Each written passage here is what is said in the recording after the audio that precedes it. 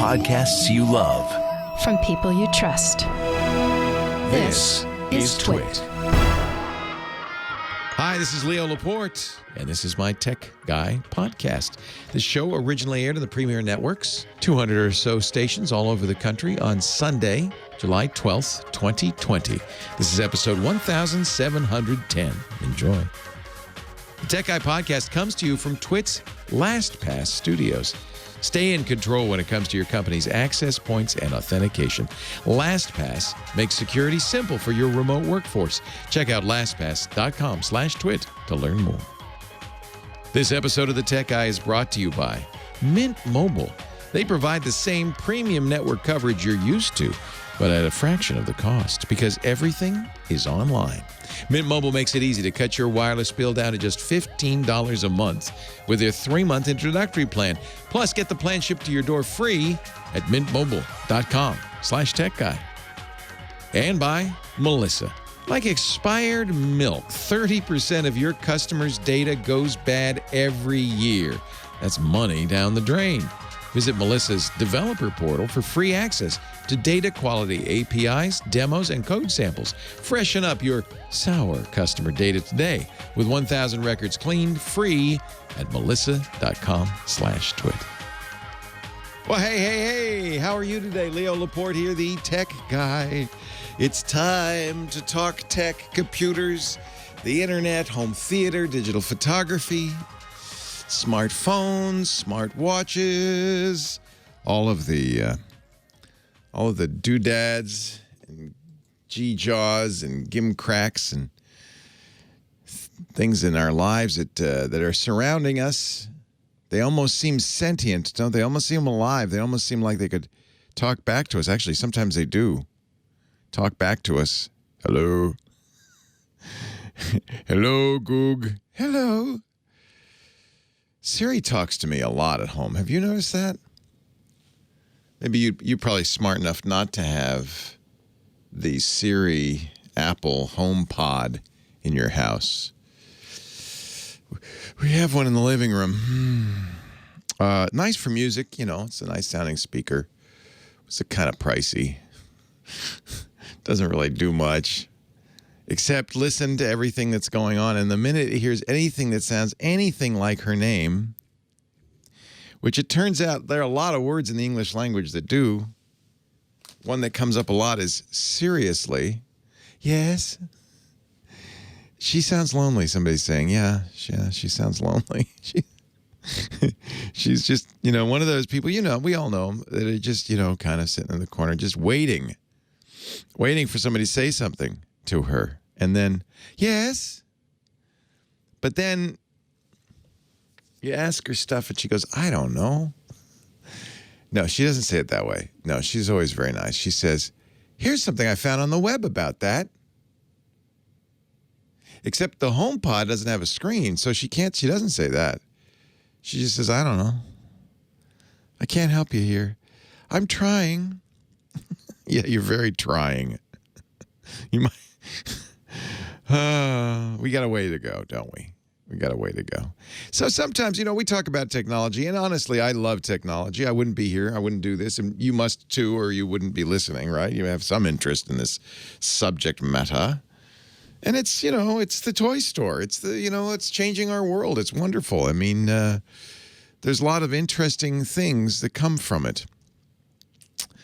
But as we're learning now that we've been living with, personal computers and the internet for several decades, we're learning it's not all Skittles and beer, as my friend from the Wales says. It's not all Skittles and beer, McGov.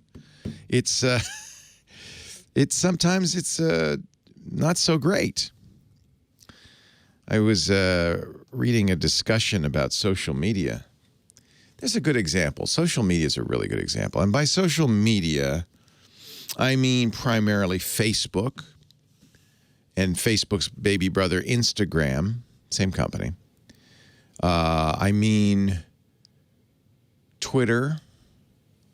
Then there are a lot of also rans, but those are the guys that pretty much dominate, and maybe even include YouTube in a way, because it's not a one-way medium anymore, broadcast. It's a two-way street, and there's a lot, comments and stuff on YouTube. Who hasn't noticed, though, how horrible the comments are on YouTube, right? The worst. The worst. Reddit, another example. I love Reddit. I read Reddit every day. I read it every day. But I'm very careful to avoid the dark corners on Reddit because it can get nasty. And even in the nice places on Reddit, if you start reading too long into it, so I follow like Apple Watch. They call them subreddits, these little groups. It's like a forum if you haven't used it. Just a place where people leave comments, responding to each other's comments. There's some for like the TV show Kim Schaffer and I are hooked on, Below Deck, that Bravo soap opera, the reality show. There's a Below Deck subreddit, and most of the time it's fun. But if you start reading too long into the comment threads, go down too deep, it gets bad. You can see immediately when it started to turn, and then I go, okay, fine, moving on. There's something about social media. What do you think it is? Have you noticed this? I have to admit, and every time I bring this up, there are people who run to its defense, say, oh, look, there's so many good things that have come out of social media. It's given voices to people who haven't had a voice before. Okay. But also, mostly, it seems to have given voices to people who really shouldn't have a voice, And the problem with most social media is it's just the nature of it. Honestly, it's like watching reality TV. Don't you always, after you watch reality TV, I don't care if it's, Real Housewives or Jersey Shore or any, the Kardashians, don't you always feel a little bit, after, like, it draws you in. You can't avoid it, but you gotta, it's like you can't stop watching it. But what is it that draws you in? It's drama. It's soap opera. It's outrage. It's upset, anger, humiliation, all the worst parts of our nature.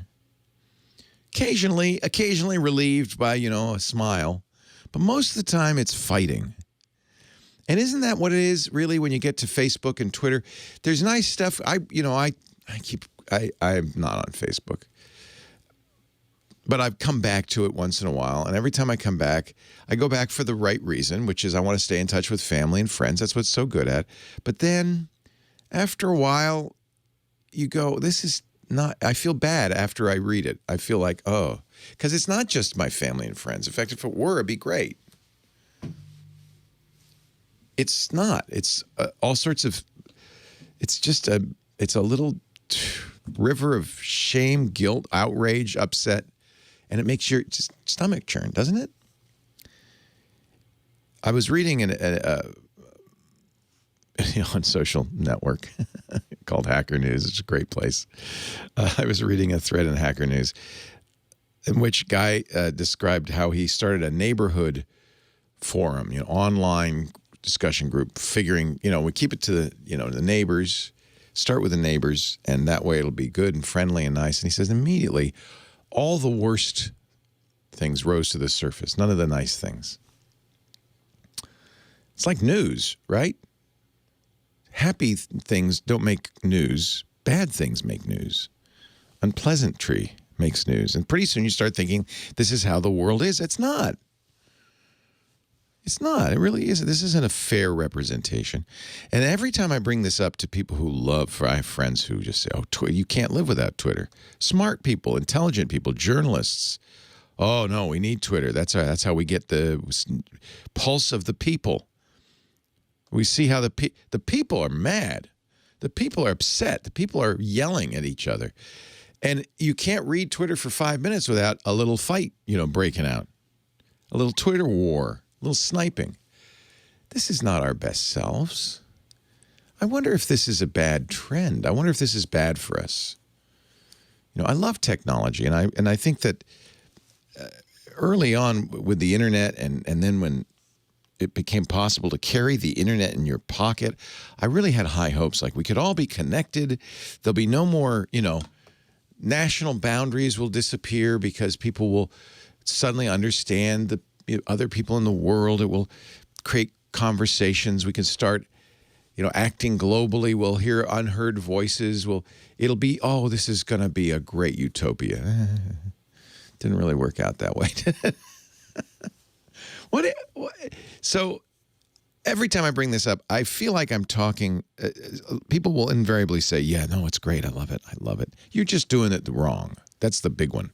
You're doing it wrong, Leo. And I realize it starts to sound like addicts justifying their behavior. Oh, no, it's great. I can stop anytime. Oh, no, this is a real benefit to my life. You just don't understand. You're too square or whatever. What is it we said? When people over 30 told us to knock it off. You're too square. You don't get it. You're not with it. You're too square, Leo, to get Facebook and Twitter. I don't know if I'm too. I think maybe, I don't know. I've stepped away, and I think I feel better for it. I don't know. What do you think? 8888 Ask Leo. Maybe it's just me. This is a place we can have a nice conversation. This generally is a pleasant place, right?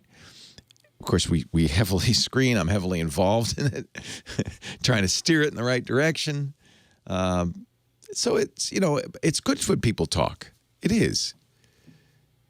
It's nice to go to the bar and have a beer and talk to people, and then a fight breaks out, right? That's kind of what it feels like. Twitter feels like a bar where a fight is always breaking out.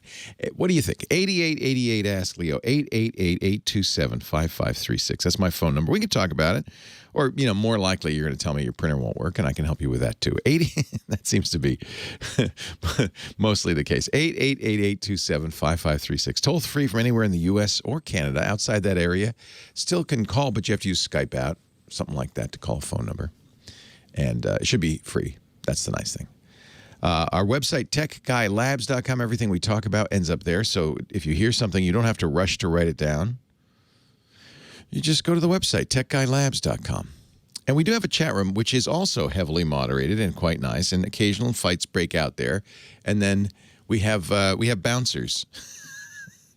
The bouncers come and they boot people out pretty liberally, and you have to, right? Any social network, if you want it to be a pleasant place, you have to be very quick and aggressive about getting the unpleasant people out.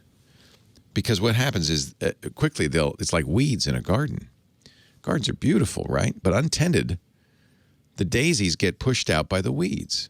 And pretty soon no more flowers grow, and you just got a backyard full of weeds.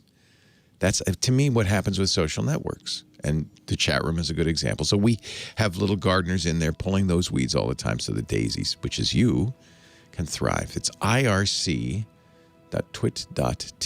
That's how you get in the chat room. Website, techguylabs.com. Chat room, irc.twit.tv. Phone number, 8888 Ask Leo. I think I've checked all the boxes. Let's take a break. Come back with the first calls of the day. Ladies and gentlemen, I give you our phone angel, the unbreakable Kimmy Schaffer. Kimmy, don't take no Schaffer. Hello, Kimmy. Good morning. How are you? A little bit like you. What's that? Exhausted. I know I am too. Why is that? Why are we exhausted? I had insomnia last night, but that's... it's funny.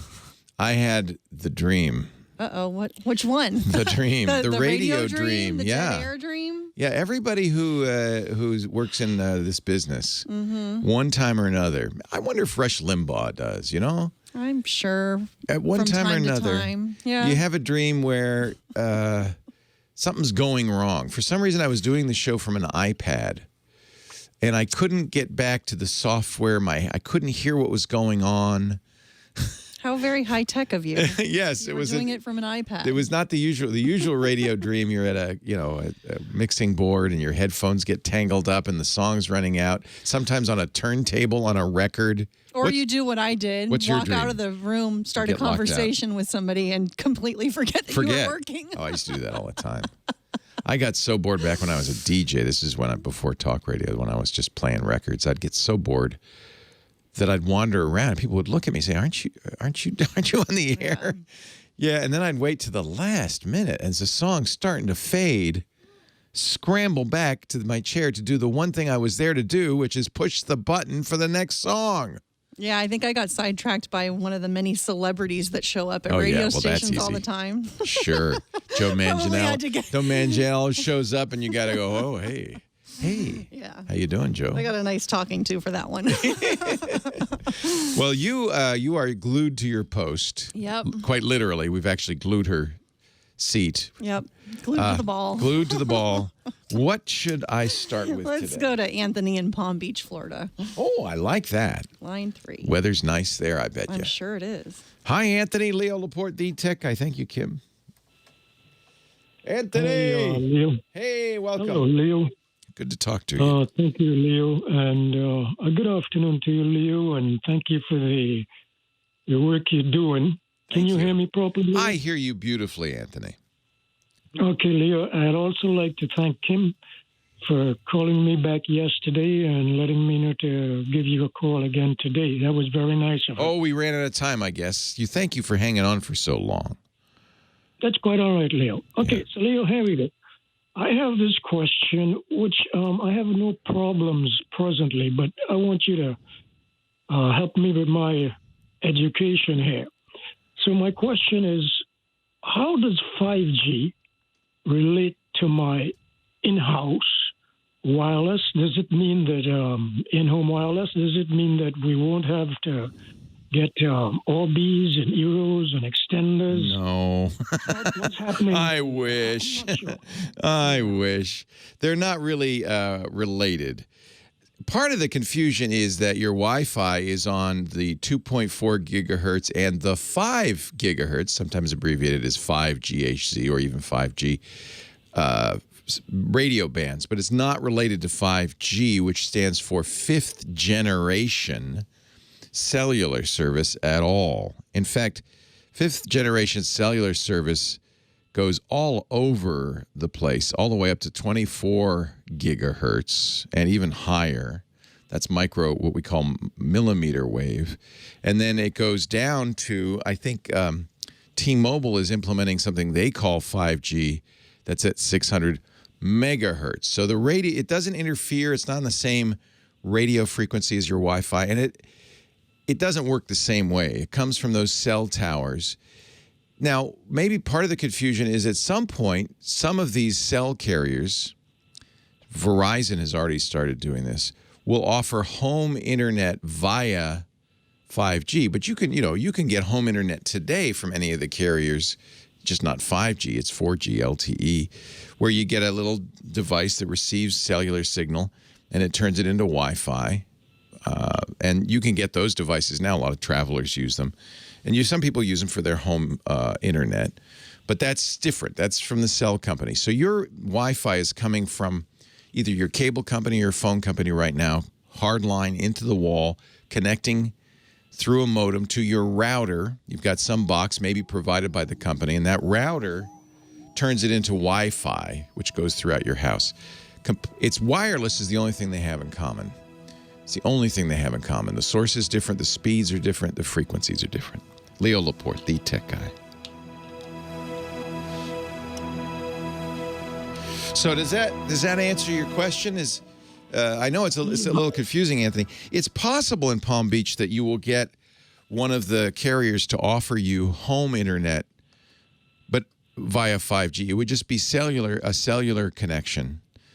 And so instead of coming into your house wired, it would come into your house wirelessly. Okay. So, Leo, can I interrupt you? Yes, please. Technologies. Is that correct? Say again? There are two distinct technologies. Completely distinct. Correct? Completely. Okay. So, Leo, can I answer a quick question? Sure. Which you may decide, like, this is a support for Sonos. So here's the question.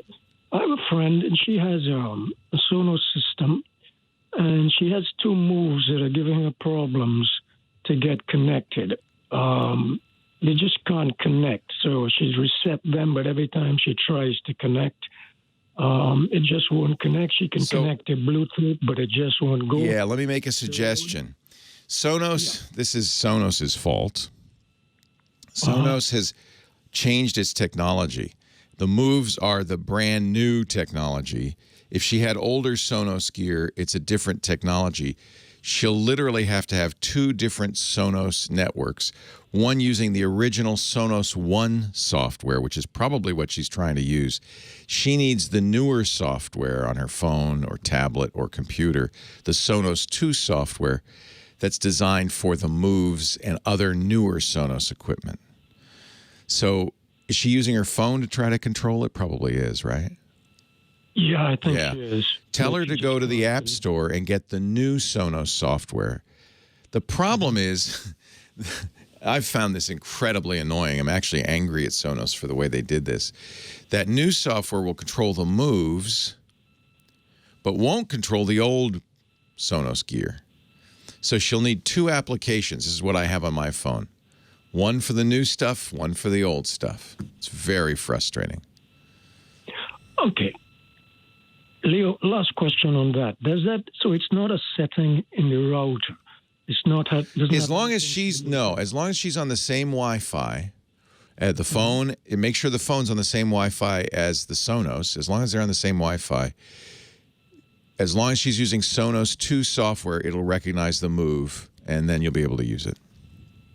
Okay, so you can use the same router. Yeah. Or you need to, as you said, she just needs to get the new software. Yeah. The old software will go, I don't see any moves. What moves? What are you talking about? There's nothing here. And that's probably what's happening. She's using the old one. It's extremely annoying. Frankly, I think Sonos deserves to be spanked. Yeah, I agree with you there, Leo, because I've exhausted all my suggestions. I've exhausted all the community forums, and I just can't find an answer for her. Yeah, and part of the reason is some people are able to use the Moves with their old S1 software. In fact, when I first got the Move, I can no longer do that. And I don't know if they pushed out an update or what. I now need to use the S2 software for the Move. It's very frustrating. It's literally, I have 2 different networks in my house now. 2 different Sonos networks. Okay. Sounds good, Leo. All right, Leo, thank you very much for your show, and thanks to Kim again. Okay. Take care. Thank you. Leo Laporte, the tech guy. Time to get in our cars and brum, brum, brum, with Sam Abuelsamid. He is a principal researcher at Guidehouse Insights. He's also a car podcaster. His great Wheel Bearings podcast is a must-listen at wheelbearings.media. Joins us every week. He's my car guy. He interceded with me on my behalf. Thank you, with the Ford Motor Company, because I'm getting a new Ford. Thank you, Sam. I'm not above using my connections to help my friends. You saved my butt. So I think it's because I created a special email for communications with Ford that maybe their system didn't like, because it's a .email address. I've noticed this, by the way. You use .com addresses, all the systems. It's old school.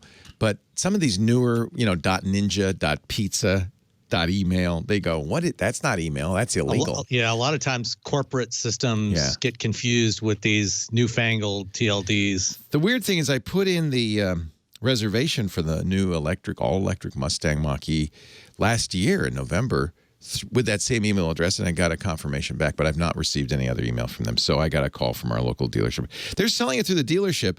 What's unfortunate is some dealers are marking them up. They're not selling them even at the MSRP, which itself is, usually more than you pay for a car. They're marking them up. Yeah, this is one of the downsides of the system we have here in the U.S. and that dealers are separate, independent businesses from the manufacturers. In most states in the U.S., manufacturers are not allowed to sell cars directly to consumers, or in some cases like California, if they don't have existing dealer networks, then they can sell direct. So that's why Tesla can do the system they have. Very confusing to us normies, because Tesla had to go state by state and convince these states to let them sell direct to customers, which as a customer I think is a better solution. Nobody likes going into a car dealership. What is the rationale? Why is it illegal in so many states for car companies to sell direct to customers?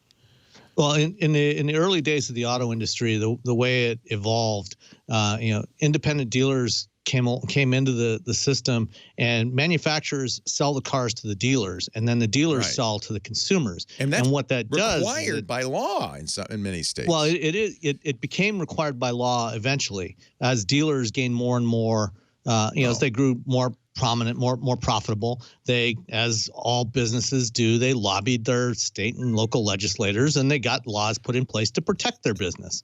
But for the car makers, it was a good thing in the early days because once they delivered the car to the dealer from the factory, they got paid by the dealer. Right. And so they didn't have to sit on all this inventory. The dealers would sit on the inventory, and then they could make the deals with the consumers.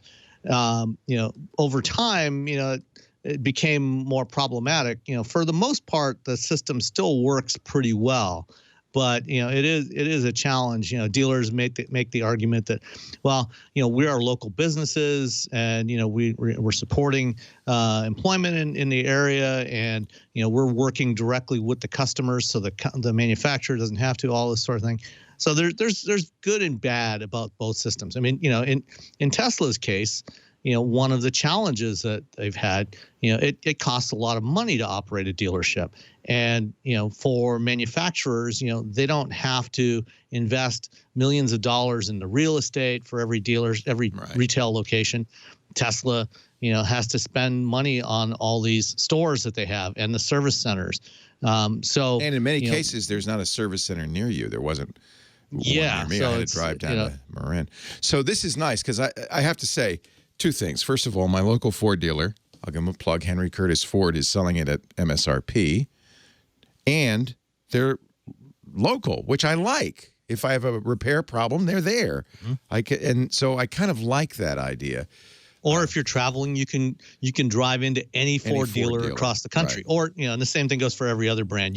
You're not restricted to going to the dealer you bought it from. You can take it back to any dealer for that manufacturer and get it repaired. And in this case, this Mach-E is a very hot commodity. So dealers, and it's fully within their rights, are marking it up because a lot of people want it. And you can always try another dealer. There are some dealers apparently selling it for less. You can shop around. I'm just I always that I'm getting it. I always discourage people from paying the markups. As you say, dealers, they're a business.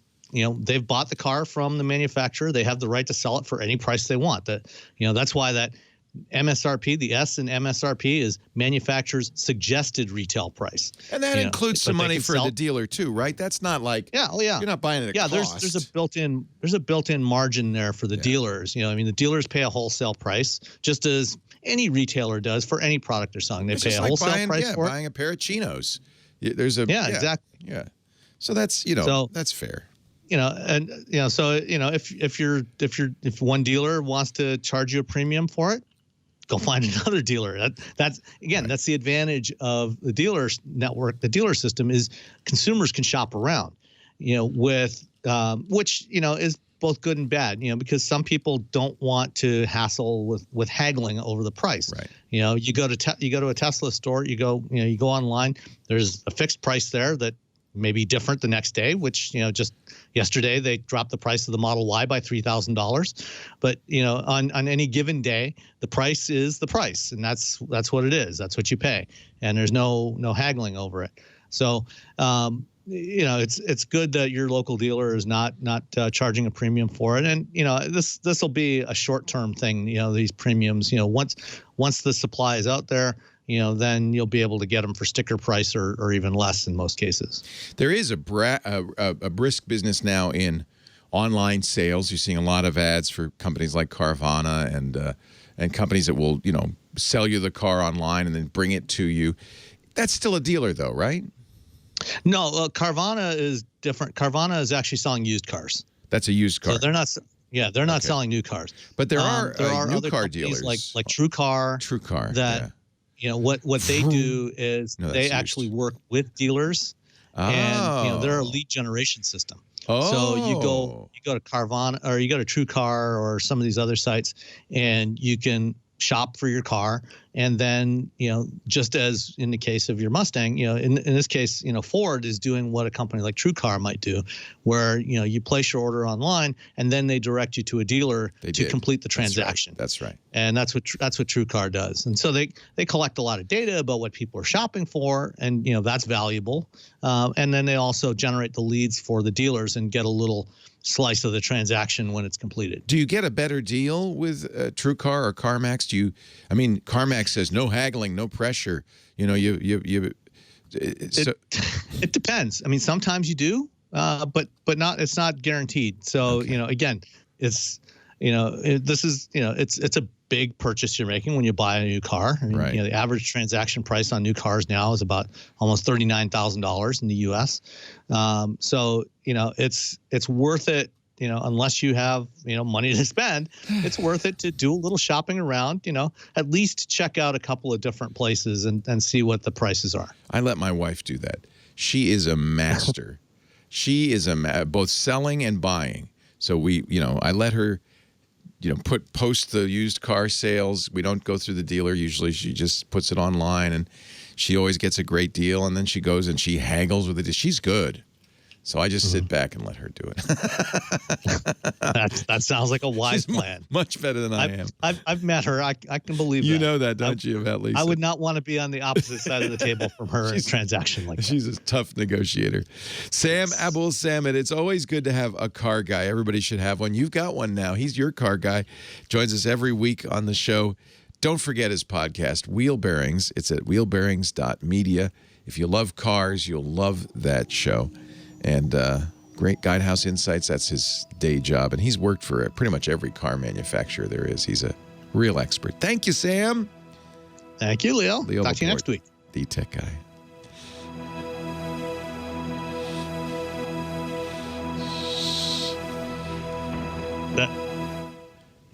Was that what you wanted to talk about? That actually wasn't my topic. I know. I'm so sorry. I hijacked it. It's all right. It was a good conversation. I think it was worthwhile for the listeners. I'm very selfish. I actually wanted to talk about a new regulation. Well, it's my fault because I brought it up to begin with. So and you're sitting in front of a Mach-E, which gets my juices going.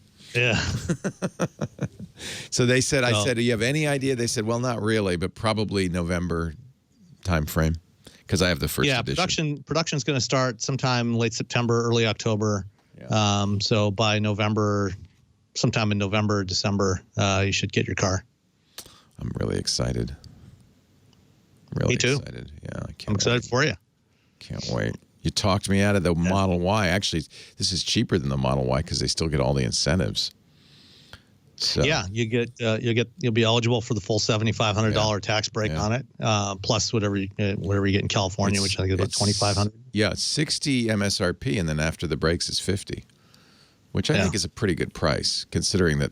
Yeah, and the base price, the cheapest Model Y you can get right now starts at $50,000 and goes up from there. Right. This is pretty much a loaded Mach-E because it's the first edition. Yeah. So. Anyway, thank you for calling Ford on my behalf. Oh, not a problem. I had to send Emma a note about something else anyway, so I figured I'd throw that in there. It was interesting because this is the guy. So it's a big group. It's the Hansel group. So they have like all the dealerships in Petaluma, and this guy is the lead sales guy there. Calls me. I called him right away. Called him back. And he said, Ford has called us, and we want to make sure you got your order in. I said, yes, sir. Yes, sir. I want to get my order in. Yeah. Well, and if you're ever shopping for new cars, I don't think there's any discounts on the Mach-E right now, but if you know anybody that's looking for a new car, a lot of the manufacturers have friends and family discounts. Yeah, Ford has a very elaborate discount system, as it turns out. They've got letter system like K and all the different. Yeah, there's one for employees, there's one for suppliers, and then there's the friends and family discounts, and there's a retirees program. So there's different programs for different groups. It's kind of, after being a Tesla guy for a long time, it's kind of nice, and actually, frankly, a foreign car company guy for a long time. It's kind of nice to be buying another Ford. I'm kind of happy, and my Mustang I got from the same dealership, so I'm kind of happy. I kind of like to patronize the local dealership, and it's an American company. Where is the Mach-E being built? In Mexico. Quite a lot. Same plant. They're retooling. They retooled the plant where they had been building the Fiesta. And that's going to be an EV plant now. Ah, interesting. He said we're also very excited about the new RAV4. I guess there's an electric Toyota coming finally. Yeah, there's a plug-in hybrid version. So there's a hybrid RAV4 hybrid, which I just drove a few weeks ago, which is really good. I think it's Irvine Robb in the chat room. Yeah. I haven't driven the Prime yet, the plug-in hybrid, but I've driven the hybrid, which is really good. The plug-in hybrids are just coming out now, and it's got a electric driving range of 42 miles. Wow, nice. And it's a lot for a compact crossover. Yeah, that's good. Yeah, no, it's good, and it's quick. It's got good performance, and it's all-wheel drive. I'm just glad to be back with the blue oval. That's all I can say. I'm sure they're glad to have you back too. Oh yeah, well we're just trying to get them by ads. Buy ads again. Lisa said, "Don't talk about it too much." we want to get them to buy ads. I said, all right. Hey Sam, I appreciate it. Thank you. No problem, Leo. Have a great week. I always enjoy seeing you. Thanks. Take care. Good to talk to you too. Bye. Our show today brought to you by Mint Mobile. I got my Mint Mobile phone right here. I got this iPhone SE from Mint Mobile. Put Mint Mobile in it, and it is the most affordable, best way to get premium self-service for practically nothing. A fraction of the cost of what you're paying right now with the same service. They resell T-Mobile service. So if you've got a good T-Mobile connection in your neck of the woods, you're going to love Mint Mobile. The reason they save you money, they don't have stores. They do it all online. They don't have inflated prices or hidden fees. The same premium network coverage you're used to at a fraction of the cost. They can cut your wireless bill down to $15 a month. You're going to say, well, what do I get for that? You get unlimited nationwide talk and text, unlimited. And you get 3 gigabytes of data a month. For most people, that's all I use most of the time. I liked it so much, though, I ended up saying, you know what, what's the most data I can get? Well, you get 12 gigabytes a month. Well, that's good. I don't think I'd use all that. How much for 12 gigabytes? Well, I don't know, Leo. It's expensive. Well, how much? $25 a month. What? I'm paying $90 a month right now. $25 a month. I'll do it. Now you buy ahead a year, right? So that's, I pay $300, $25 a month, a year of 12 gigabytes, unlimited nationwide talk and text on this phone. And I got a great deal on the iPhone SE as well. You can bring your own phone. They'll just send you the SIM, no charge. Keep your same phone number if you want. You can port it over. All your contacts move over. But you aren't paying for all the expensive stuff, all the hidden fees.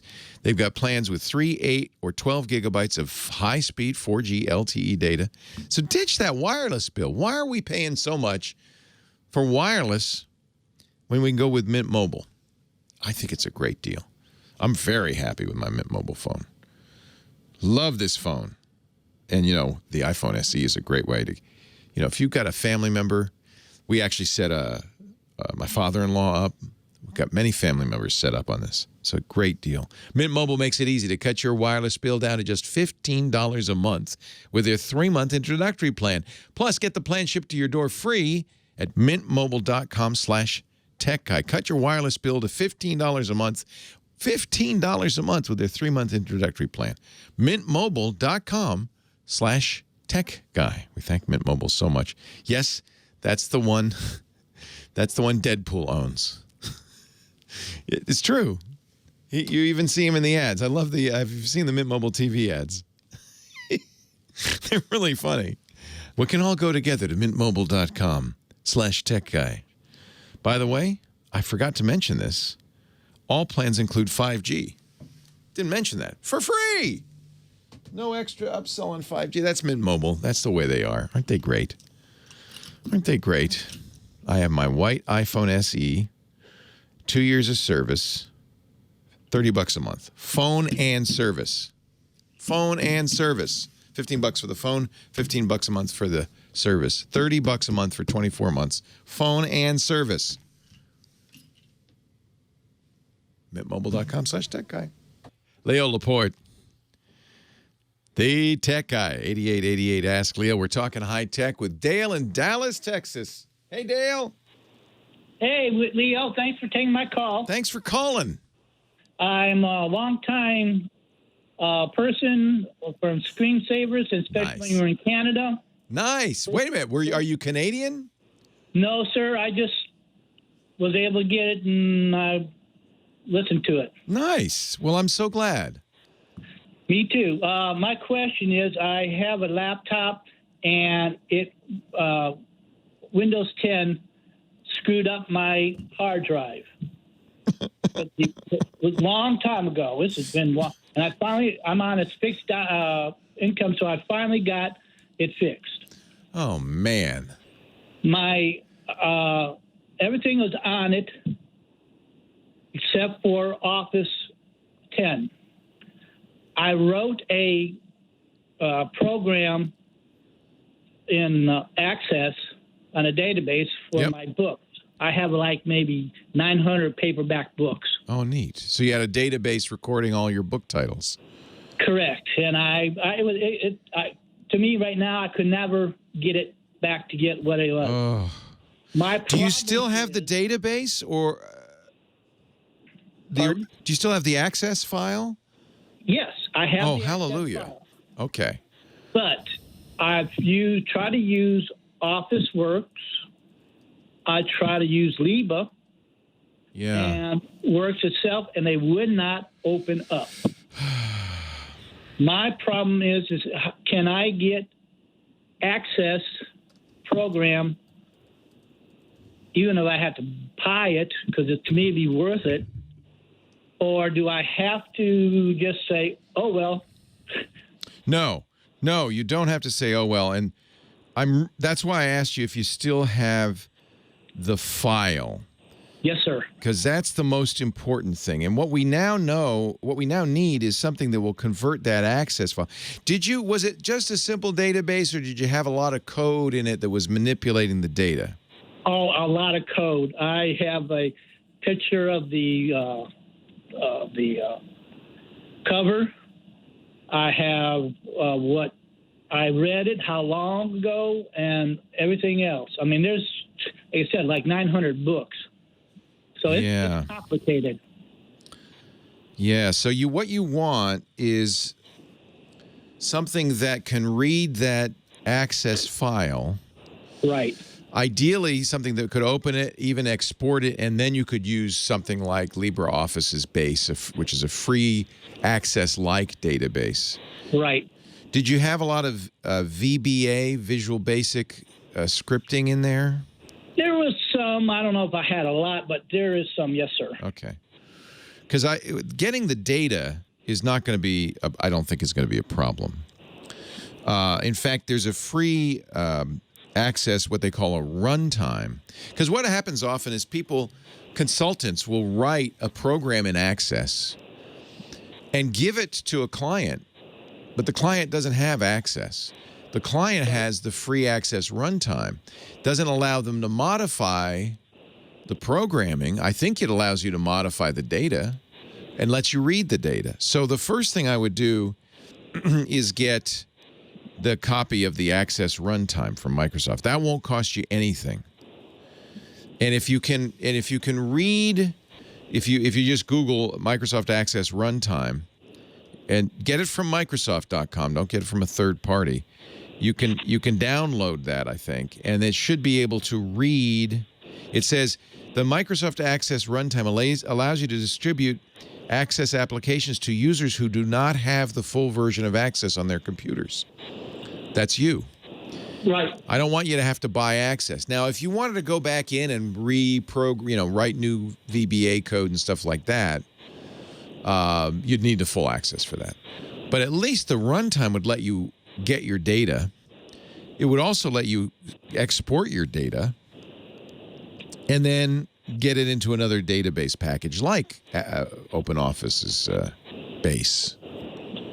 So that's one thing. The other thing you could do, I don't know if there's, you could get the free trial of Office, Microsoft Office 365, get the one that includes Access, and that would give you, I think, 30 days to at least get it out of there. Export the data into something like comma-separated values or CSV files that most other databases would be able to read. So you're not stuck. The key is that you have the database, right?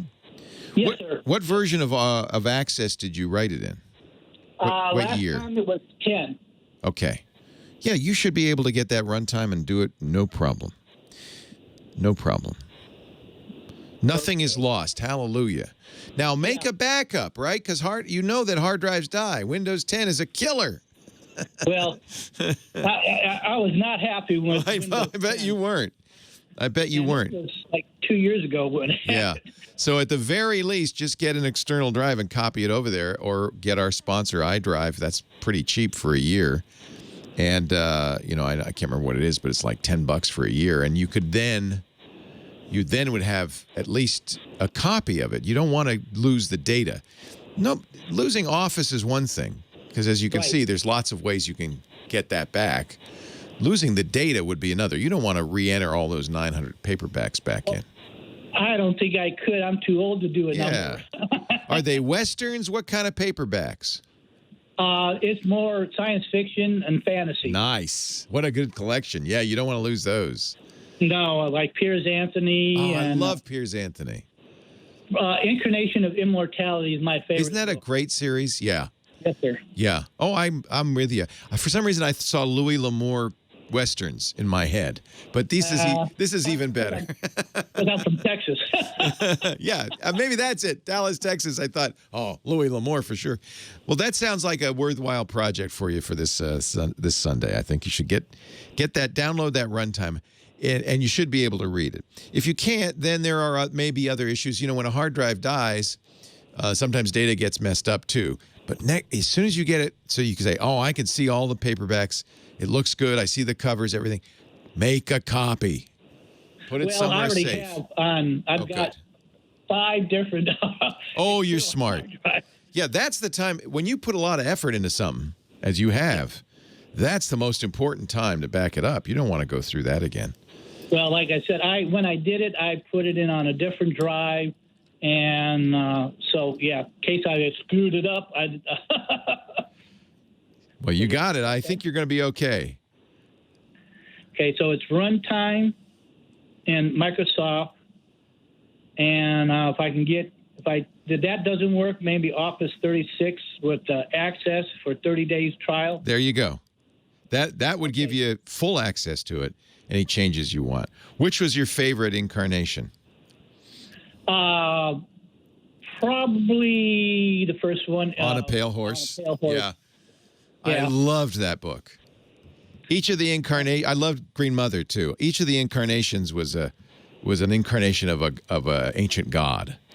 Yeah. Well, yeah. Or time, or Yeah. Yeah. Loved those. Well, now I'm glad you got those. That's great.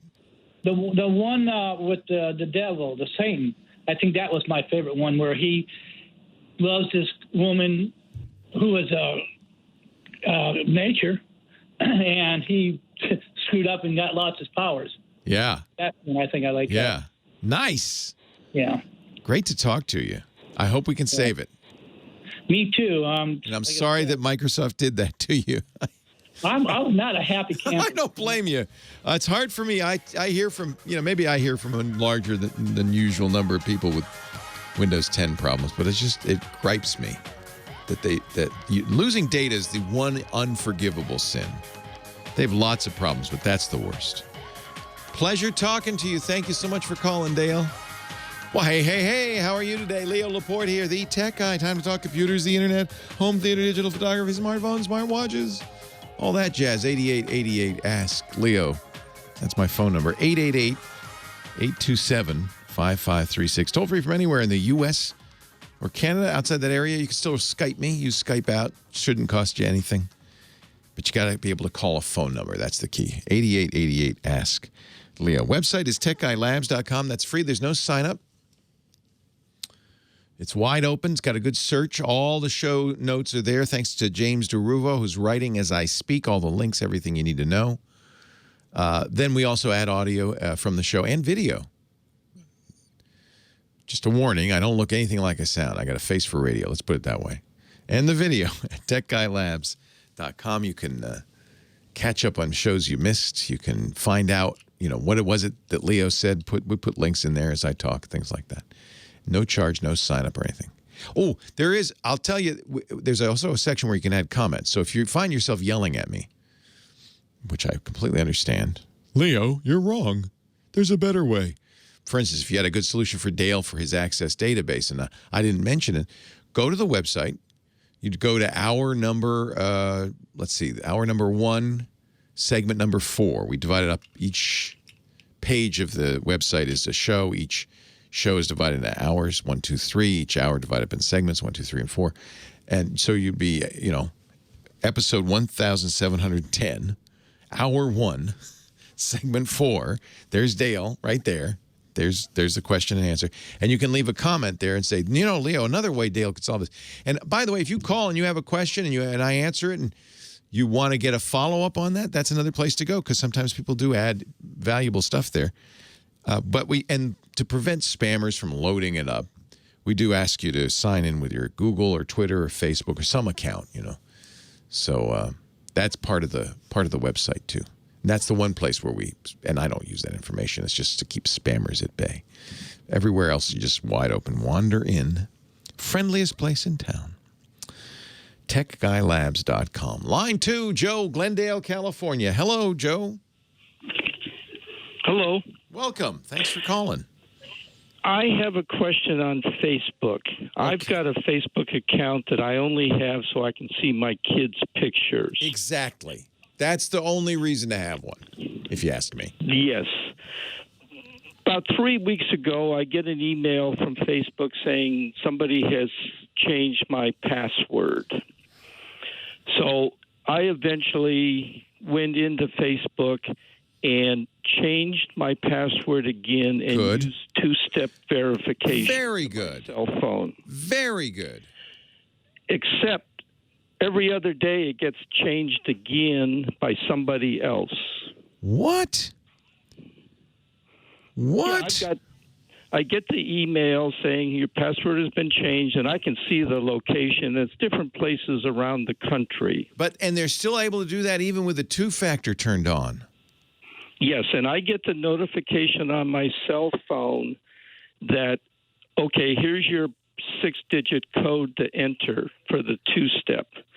And then when I go home and look at my Outlook, I see, my password's been changed. Sometimes it gets changed, sometimes it doesn't. This is very scary. This is very scary. That should not happen. The first time it got changed, how did you gain the account back? Well, I went to. Okay, I will admit that when I got the email from Facebook Security or whatever, I just clicked the link. Somebody said, "Well, no, go to Facebook itself." I just simply enter my email account, and I don't know if I even knew I had a password, but I was able to change my password with Facebook. Interesting. I think what this probably means, it's probably the case that your friend was right. When you get emails that say, and they can look completely authentic, Facebook logo, everything. They even will say Facebook, One Facebook Way, Mountain View, California. They even, have the address. It very looks official. But it could be phony, and that link might not actually put you at the page you think. You're entering your password, and now the bad guys got it. That's why we use two-factor, because normally that two-factor is kept separate. Now, when you get that email again, you're not going in there and entering the password and the two-factor, are you? No, I log on to Facebook itself. Good. And they asked me to log in, so I put my email address and I put in my password, and it says, okay, well, that one's no good. It's been changed. So they'll send me a code to my Outlook, which I enter, and then it lets me have a new password. Wow. Normally, when a bad guy changes your password, the first thing he's going to do is change your emails and everything so that the recovery email no longer works, because otherwise you do what you did and the bad guy no longer has access. something fishy. Something fishy's going on here. And, of course, having that two-factor is an added benefit because the guy would have to have your phone and your authenticator. How are you doing the two-factor? Is it a text message? Yes. Okay. So I'm going to suggest you change that two-factor. Don't use text messaging because it is possible, fairly easy, in fact, to do something called SIM jacking, where a bad guy but this would be, it sounds like this is targeted, like somebody do you have an enemy? Somebody, Joe, is going after you for some reason. Well, yes. I mean, I don't know who I've got an enemy out there, but if I don't do the text, where should I have this? Go back into the settings on your Facebook and have it use an authenticator program. That is a program that runs on your phone. The one I recommend is free. It's called Authy, A-U-T-H-Y. Actually, before you go back to Facebook, download Authy. And then say you want to use, sometimes they'll even say Google Authenticator. It doesn't matter. It's the same technology. Say, I want to use an authentication program instead of text messaging. You kind of don't want text messaging as your two-factor because it's better than nothing. But now I don't understand how this is happening because normally if you have that, the bad guy's going to be stymied. He can't change your password without the two-factor. The fact that he's still changing your password tells me something else is going on, and I don't know what it is. But I would say don't use SMS. Use an authentication program. I recommend Authy. And then that way, at least, the guy, he should never again be able to change your password. Now, remember, a lot of us get emails from, I'm putting this in air quotes, Facebook, saying, oh, your password's changed, send me your new one, or set up a new one, and those are spurious. So don't necessarily judge it by the emails. Email can be easily spoofed. It's just not a reliable system, nor is SMS. So go through, you're doing the right thing. Your friend told you the right thing. Go to facebook.com and change that password. And then when you do that, also say, don't send me text messages anymore. I don't want them. I want them through this. I want to authenticate this 6-digit code through a program called Authy. And that's A-U-T-H-Y, which I can download on my phone. That's correct. It's free on Android and iOS. Okay. Now, what makes this all annoying to me is there does not seem to be any ability to contact Facebook directly. No. And they also seemed, even though it's changed all over the country, Facebook security doesn't seem to care. Doesn't that, what's going on? So remember, Facebook has 2 billion with a B users. And this is happening at any given time, probably any day, to 1 million of them. You can see the problem. It's a free service. Same with Google. These free services, you can't. They're just not going to give you great service. I'm more puzzled by what's going on than the fact that you're not hearing from Facebook security. That doesn't surprise me. Now, is there a way to password protect my Outlook? Well, see, that's my concern is the one thing bad guys love to do is get your email password. Because once they get that and they don't do anything with it, they just check your email once in a while. Now all those resets are going through them. So the other thing that's really important to do is change your email password. The Outlook program on your computer isn't your email. That's just the program you use to fetch your email from somewhere. Where is your email stored? Is it on your internet service provider or? Well, I use Spectrum. Okay. So you're getting it from Spectrum, your ISP. So go to the Spectrum site and change that password. Because if bad guys are sitting reading your email, anything you do at this point is going to be moot because they can send password resets and all sorts of stuff. Okay. Then let me ask you one last question. What is the downside of somebody getting access to my Facebook account? Because enough people seem to be trying it. I know. What's the downside? Unless you pay, are nothing except that they can post on your behalf. Nothing. Really, what you're more concerned about is that they don't get your bank account, places where there's money. They don't get your credit cards, that kind of thing. So you're right. There's not much harm in them getting your Facebook account, except you might lose control of it, and they can see what you're doing. You're not doing anything interesting, so. No, I'm not doing anything, and all they could do is respond to my kids and tell them I don't love them anymore. Yeah. Out of the will. Yeah, exactly. So it's always a good idea to keep these things secure for that reason, but it's not like they're going to steal your bank account. On the other hand, if they have your email, which I'm thinking they probably do, if they got into your email system, that's a little more troubling, because then they could, for instance, try to log into the bank and say, oh, I forgot my password, send me a new one. And if they have access to your email, that's going to give them a leg up. So at this point, I would definitely go to the Spectrum and do it on the website, because they have a web-based interface for this. Change your Spectrum password, your email password. If they offer two-factor, they probably do. You can use Authy for multiple accounts. So, get Authy. It's from a company called Twilio, Twilio, and it's a really nice free program, and that's more secure than just text messages. Okay.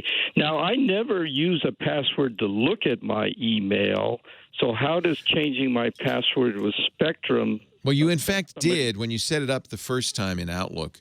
You gave it the password. It no longer needs to... You don't have to type it by hand. So it will break your Outlook. You will then have to go in Outlook, and you'll see in the Outlook settings where the account information is, there'll be the password stored there. So you'll have to change that one as well. I've never been able to see where I could change the password in Outlook itself. It says I can go to File, but it doesn't have anything about changing the password in Outlook. No, you can't change it from Outlook. You can... Yeah, you can't. That's why you have to log into Spectrum, change it there. Then you're going to go into Outlook's preferences, the Outlook settings, and it's the account settings, the settings for that Spectrum account. There will be in there, and maybe somebody else set it up for you, there will be in there the server name, something like imap.spectrum.net. There'll be smtp.spectrum.net, and there will be a field there that says password. That you're going to change, but you can't change your password from there. You can only put it in. So that's where that's so Outlook can go out and get the email. Okay. The technology is great, but it's incredibly annoying and too complicated. I agree 100%. That's why I have a show. Right? That's why people call you. Yeah, you notice there's the refrigerator guy, the home appliance guy. There's a tech guy, because it's complicated and it's ridiculous. Right. I agree. Passwords eventually will be replaced by a more secure system. That has to happen. It's not a good system. Okay, great. Thank you very much for your help. Oh, it's always my pleasure. And, of course, I don't need to tell you, Joe, use a different password at every single site. That's another reason, by the way, that they want your Facebook password, because most people reuse passwords. So no big deal if they get your Facebook password, unless it's the same as your bank password. And then, bingo. No, they're different ones. Good man, Which, Joe. of course, I have taped to my computer so I can remember them. Yes, of course. That's fine, unless somebody comes into your house. Right. Yeah. I generally, for people who... This gets even more complicated, and I'm not sure that you need this. If you're the only one who has access to your computer, it's fine. I went to the drugstore once, the CVS, and they had a place. They were selling a notebook that said passwords on the front of it. I thought, well, that's a good idea. Put that right there, and then it's easy for the crook to find your passwords. But if nobody's getting in your house, that's a great idea. My mom used to do that. I eventually got her on a password manager like LastPass or 1Password, or there's lots of those. And that they will generate passwords and store them for you, but it just adds more complexity. You don't need that. Okay. Thank you very much. My pleasure, Joe. Great to talk to you. Yeah, I don't know what the answer is. It is too complicated. It really is. On the other hand, the benefit is, incredible. He gets to see pictures of his grandkids, and stay in touch with the family. Now, especially, more than ever, we need that, right? We're isolated. So I think the complexity is worth it, but I understand it's frustrating, it's difficult, it can be scary if suddenly somebody keeps changing my password. There's more than this story that meets the eye. I don't understand exactly how that happens. Joe doesn't have enemies. So what is going on? I don't know. It's a mystery wrapped in an enigma, surrounded by a riddle. We just don't know. And I like those kinds of calls because it's a puzzle. But I feel like I haven't gotten to the bottom of it. What do you think? How is that? What is going on there? Uncle Bick, I think someone else initiated the password change. Caller Joe responded to the two-factor. Now he's responding to the two-factor when it comes up. As long as he doesn't respond to the authenticator when it comes up, if he didn't initiate the change. Yeah, that's one of the nice things about authenticator programs. So I love it. The chat room is coming up with all sorts of solutions to the puzzle. Really, as a puzzler, Joe from Glendale, how does he get his password continuing to get changed even though he's turned on two-factor? Uncle Bick says maybe Joe's responding to the push, the two-factor push at his text messages, and he didn't initiate the change. I don't know. If I change a password from Facebook, it'll send a text if this wasn't you, blah, blah. It's a great puzzle. It's a great puzzle. Hey, you know what's coming up in just a second? Mr. Chris Marquardt, our photo guy. And it's time for an assignment review on the Tech Guy Show. It's time for the photo guy. Chris Marquardt, our photo sensei, is here at sensei.photo. Hello, Chris. Hello, Leo. How are you today? I am so great. He is a great photographer in his own right, grounded for the moment, though he's famous for his global photo workshops. He has a school online that he started called Photo Sensei. It's at sensei, SENSEI.photo. And I think you have a new instructor. We just added my favorite photographer, Valérie Jardin. She's a global street photographer. She is she's amazing. She does this, shooting in the streets with one camera, one lens thing. She knows a lot about photographic vision, photo critique, and Q&A stuff. So she's now an official part of the team. So I see her on your front page wearing an Apple Watch, but shooting with a beautiful rangefinder. Is that a Leica? It's a beautiful camera. I think it might be. Yeah, very nice. Yeah. So she's got the digital technology, but she's also shooting with a classic. And just an amazingly skillful photographer. It's just it's a joy. So I'm so happy to have her. Yeah. Absolutely. Now, we have in the last 4 weeks been taking pictures of outside for our photo assignment. This is not a competition. This is just an excuse to get out and take pictures. But you're ready to pick a few of them and talk about them. Yes, I have made my choice, and the choice is, again, 3 photos as usual, and we have, we had over 50, so there's quite a good selection there. And the first one I chose is by Jesse Crookston.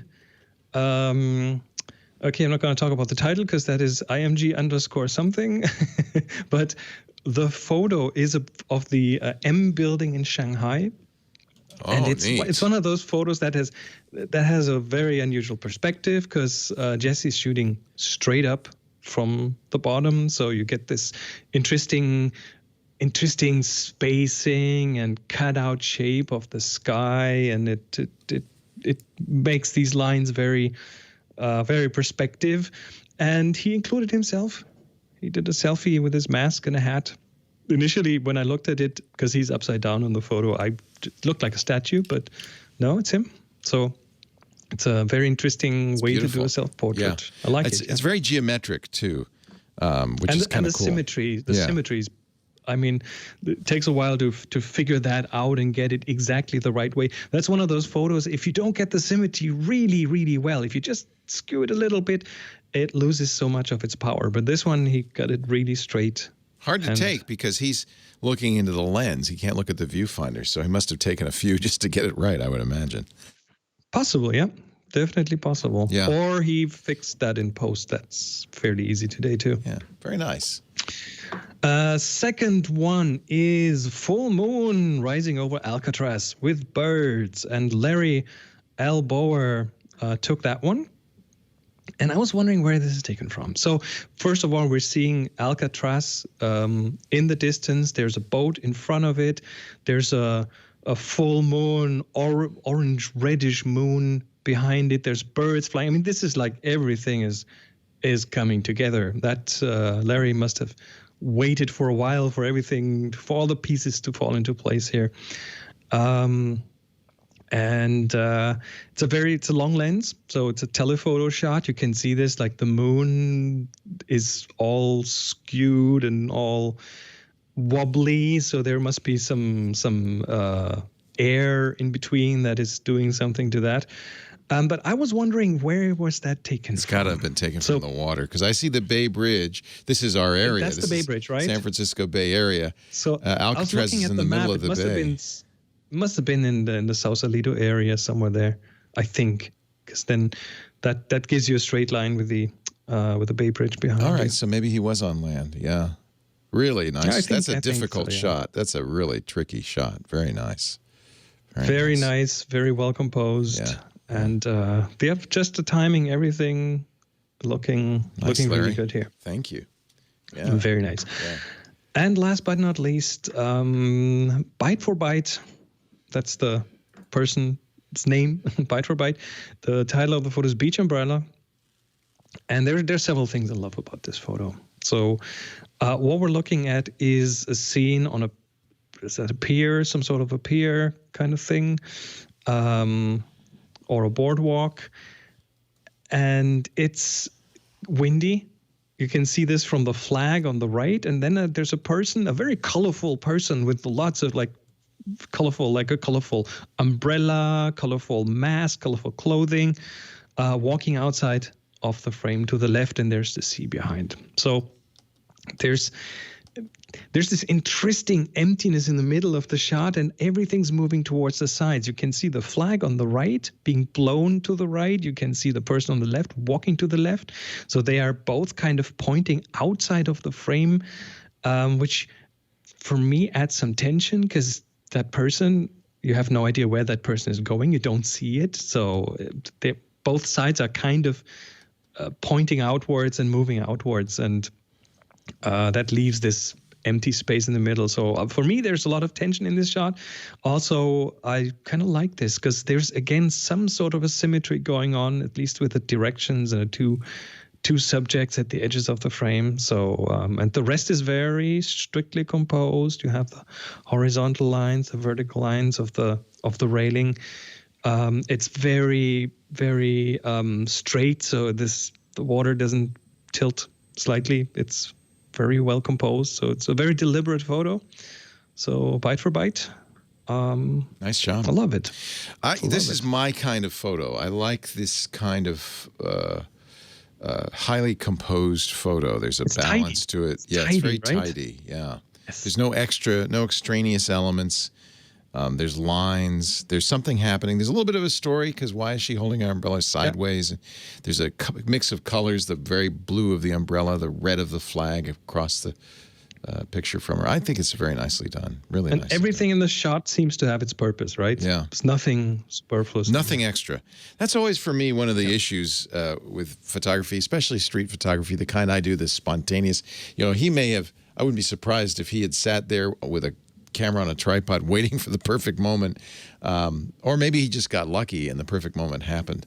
But sometimes with my photography, the clutter is distracting, and I'm always looking. This is a beautiful, beautiful job. You know what street photographers do? They find a place where everything is perfect, and then they wait. Yeah. They wait like a spider in their net, and until someone walks into that perfect composition and completes it. This is pretty much what this photographer did, I guess. Looking at the map of that previous picture of Alcatraz Island, I think that might be a composite. Because, you think so? Yeah, because if you're looking at Alcatraz and then the Bay Bridge is in the distance, Angel Island is going to be between you and the Bay Bridge in almost every angle. So I'm I hate to say it, but that might have been a composite. It kind of looked like one, too. It was a little too perfect with the moon exactly there, the boat there, the birds there. That's not Larry, illegal? No, but Larry, let's hear from Larry, okay? Because I don't think it's a composite. I'm not sure. I looked on the map, and it might be somewhat plausible, especially as the background kind of disappears into the mist. So it might be possible. He would have had to take it from Pier 39 or North photo. Beach. I do too. What's our assignment next time? We got another month. Time to get out there and take pictures. What would you like us to do? The next letter in the alphabet after O as in outside is P as in paper. That's our next assignment. Oh, what fun. Paper.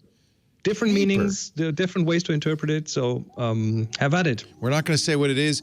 Take a picture, upload it to flickr.com. That's free. Send it to the Tech Guy group with the tag TG Paper. In about a month, Chris will do a review. Leo Laporte, the Tech Guy.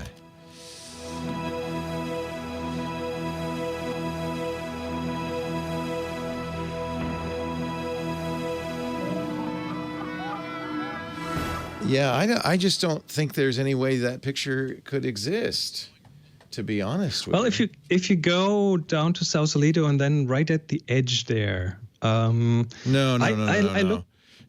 Look at the map here. Let me do the map real quick. Let me see that. Because I put one of those measurement lines on Google Maps and ended up getting that pillar of the bridge right behind where it is here, from a place at the Sausalito Beach. See, here's the bridge. That's the bridge, right? There's Alcatraz, right? Yep. Oh, that's the Bay Bridge. You're right. I'm sorry. That's the San Rafael. That's the Richmond Bridge. Yeah. You're right. And then if you go to Sausalito, you have a straight line to you're right. the bridge. Of course. I had the wrong bridge. I was looking at that. That's the Richmond San Rafael. So that's the Bay Bridge. Yeah. He could have done that. And it must be the lower part of the Bay Bridge. It must be the lower part of the Bay Bridge. Yeah, there's the line. Yeah. Sausalito, you're exactly right. Yeah. I apologize, Larry. You got it. It's beautiful. No worries. It's a beautiful picture.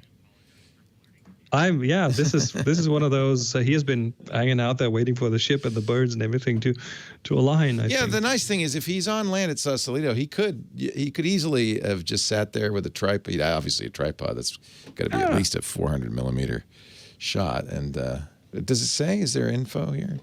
It's a 400 on an APS-C camera, so it's more like equivalent 600. of some 600. Yeah. Wow. Yeah. That's cool. Oh, he might have sat in a cafe somewhere. That is an A7R Mark III. That is a 42 megapixel full frame. That's a beautiful camera. So it's then it's a 400 millimeter shot. Pure 400. Yeah, very nice. All right. Yeah, that's a good camera he's using. I know that camera pretty well. Are you going to switch back to Canon now? No, that R6. No? What do you think of it? Oh, yeah, well, if you make a choice, it's going to be the R5, right? Which is better? I thought the R6 would be better. The R5 is better? No, the R5. The R5 is the one. It's the top model. It's the full frame. But it has so many features that you probably never need. I mean, you won't be shooting 8K video raw. Oh, wow. You're kidding. So Canon has some real expertise in video photography now because they're blowing the competition out of the water with this one right now. Oh, my gosh. How much is the body? Because I have the lenses. God knows. It's under 4,000. It's not expensive. Oh crud! It's the same as the Mark IV, the 5D Mark IV, basically. Yeah. And it's mirrorless. Yes. Full frame mirrorless. Will it use it'll use the same EF lenses? No. With an adapter. Yes. Oh, I have to get an adapter. With an adapter. Yeah. Wow. It's out end of July. Yeah, end of July they want to start selling it. Full frame. But I have such an investment in my DSLRs, I just can't do that right now. Well, I still have all my Canon lenses. Do you think they'd work as well? Yes, but you have an adapter, so you won't have any size advantages. Right. From the mirrorless, because you're adding the space. Oh, is it a smaller body? Well, it's as big as their mirrorless full frames are. Oh. So. Yeah. but not as big as a DSLR. How many megapixels is it? I don't see that here. 45. Oh my God. 45. Oh my God. That's how it's doing 8K, of course. Yeah. And it shoots 4K and 8K video uncropped. So. Oh my God. But oh my God. I'd have to get a whole new computer just to process the video. Probably. Holy moly. All right, Chris. Have a good one. Anyway, talk to you next week. Take care. Oh, hey, this would be a good time to talk a little bit about our sponsor for this hour of the show. This is kind of an interesting product. If you're in the business with mailing lists, you know, you have customer lists, if you have customer support records, that kind of thing, this is a really fantastic tool to keep your data, your customer data, clean. I know this because every year I do our Christmas card mailing list, and every year I get bounce backs because it's messed up. According to Melissa, our sponsor, 30% of customer data goes bad every year. That means after, 3 years, most of it's damaged, wrong. Melissa helps you make sure the data is accurate so you reach the right customers. And, the story I tell, you may remember we were selling TWiT masks through a company. I won't name names. I want to embarrass them. But whether it's because of COVID or whatever, they somehow got all the addresses screwed up. And we just got an email from a guy because all the masks, instead of getting mailed to the right address, they had the right address, but they had the wrong state. And I just got an email from a guy who said, I ordered one mask and I got 180. So he got all your masks. That's a really good example of how data, the bad address data, can hurt you badly. We actually stopped doing business with that company. We have to refund all of those customers. If you're one of them, email us, jerry@twit.tv. We'll make you whole. We're going with a new company, a company that uses Melissa to keep track of the addresses so they don't accidentally mail everything to Gainesville. That's not a good thing. Another example I give, I got a furniture store, bought some furniture there, started getting a catalog from them, beautiful catalogs, this thick, 4 colors, must spend hundreds of dollars, I don't know what, very expensive. Got 4 of them, same name, same address. They should dedupe their data. Melissa will do that for you too. You can also use Melissa to get information, customer demographic information, property and mortgage data, marital status, social media handles. Melissa fills in gaps by adding emails, adding phone numbers. Lots of Melissa customers use their API to add it to their shopping cart or their customer service reps. So when you talk to them and you start giving them the address, 123 Main Street, it auto-fills. It goes, oh, yeah, I know where that is. Melissa helps you verify your data at point of entry. It can also clean up your existing data, purge duplicate records. It's just fantastic. They can do it in a variety of ways. On-prem, there's a web service, secure FTP processing. You upload it to them. Software as a service, there's an API. And by the way, they undergo constant security audits to make sure that your data is safe. Compliance, data security, data privacy. They're the address experts. They've been doing this for 3 decades. Don't put up with sour customer data. Try Melissa's API in their developer portal. It's easy to sign on. Just log in, sign up, and start playing in the sandbox anytime. Or get 1,000 records cleaned for free right now at Melissa, melissa.com/twit. Melissa.com/twit. Stop suffering with sour data. Get it fixed. Melissa. I love them. Melissa.com/twit. Leo Laporte, the tech guy. I apologize to Larry. Actually, I did re-look at the map with the help of Chris, and his shot is probably not a composite. That's a shot right from the Sausalito side of the bay of the beautiful Alcatraz with the moon coming up, a full moon, and beautiful shot. You could see all those images. We'll put a link in our show notes to all the images that Chris picked. That's techguylabs.com. We'll put a link up there, and you can see all the images he was talking about. I know it's kind of crazy to review images on the radio.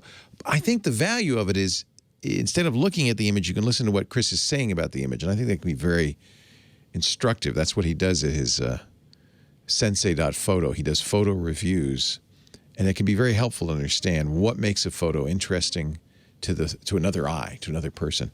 You can also go to our Flickr group. And again, remember, we're taking images for the next 4 weeks of paper, whatever that means to you. We're not going to say the concept, the idea, paper, whatever that means to you. Take a picture. It doesn't have to be with a fancy camera. Honestly, smartphone pictures often make it into his review.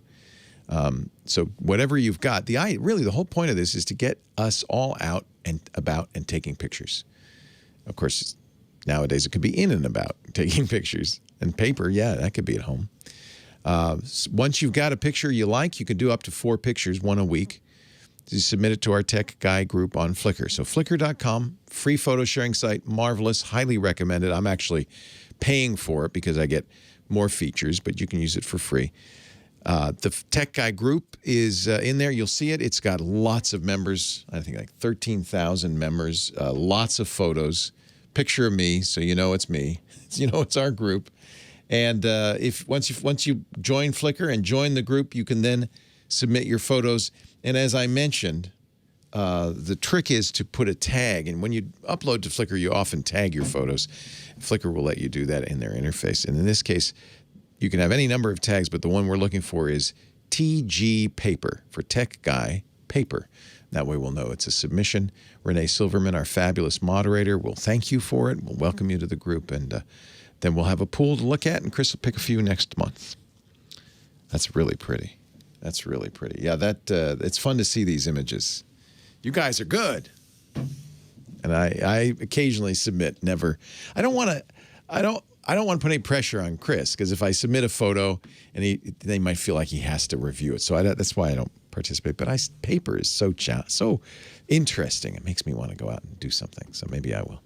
8888 Ask Leo, the phone number. On we go with the phone calls. Donald in Camarillo, California. Camarillo. Hello, Donald. Hello, Leo. Welcome. Thank you for taking my call. My pleasure. A senior citizen here, an old analog guy, and I got a video question. Oh, good. This is probably an easy one for you, but the picture I'm getting is, you used the word uncropped a while ago, and I thought maybe that's what's going on. Anyway, the picture a couple of years ago started cropping off horizontally. In other words, when you're watching a football game and you can't see the score on one of the teams. Oh, that's annoying. That's not good. Right, exactly. That's not good. I went into the menu and tried working with the picture, and I can expand it, which just exacerbates the problem. Yeah, you don't want to zoom. So tell me about the TV. Is it a flat screen, modern flat screen TV? It's a 10-year-old Samsung flat screen LCD, yes. So on most of these modern HD TVs, there are zoom settings for the picture.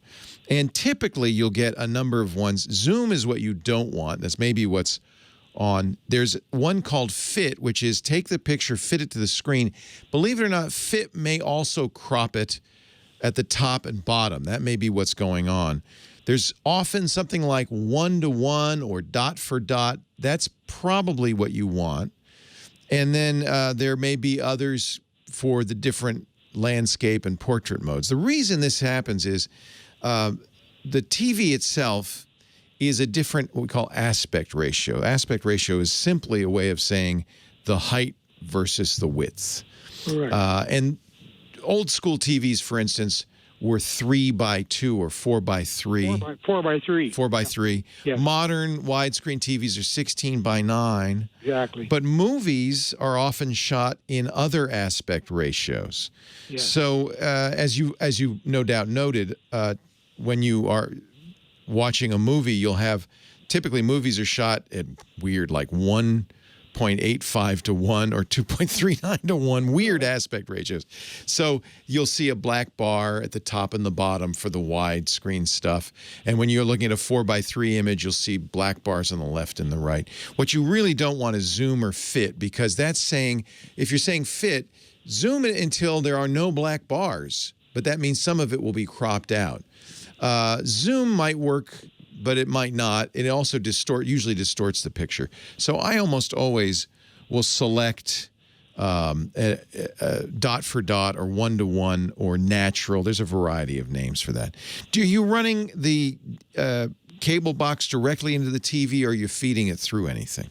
No, I'm not using a box. I got an antenna here that I Antenna? Oh, man. I'm an old analog guy. I get 100 channels out of L.A., and so... That's great. Yeah. So most broadcast TV these days is broadcast in it used to be, as you said, 4:3, but I think they now in most broadcast TV, because they're doing high def, I think they're doing 16:9.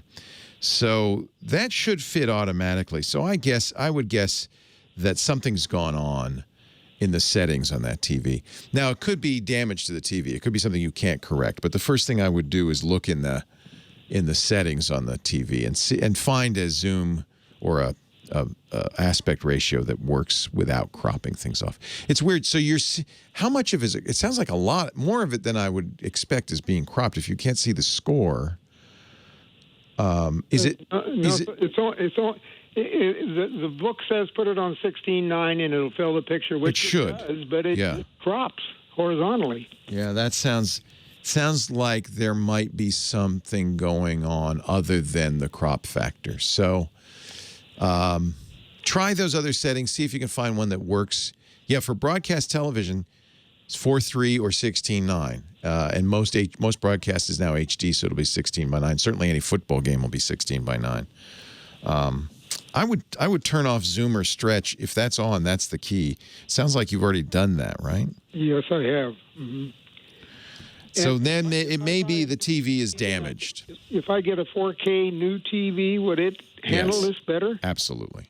Oh, maybe that's the problem. It's not that it's 10 years old. It should work, but it may be damaged. It may not be something, the circuitry may be messed up.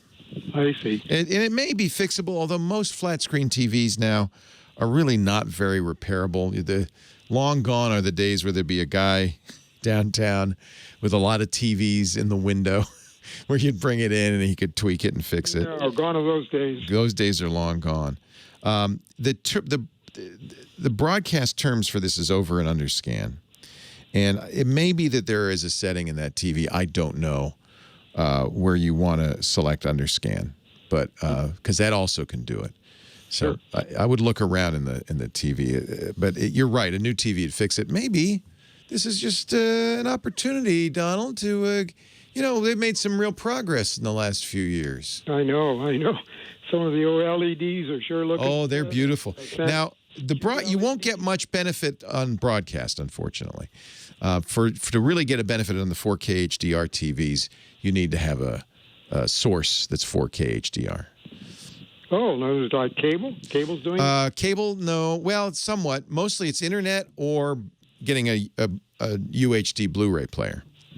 Gotcha. Now, if you have a movie that you love that's available in 4K UHD and you have one of the new OLED 4K TVs, as I do, if you can darken that room, get some nice surround sound, this is better than any movie theater. It's an incredible. How about that? Yeah. That's worth it.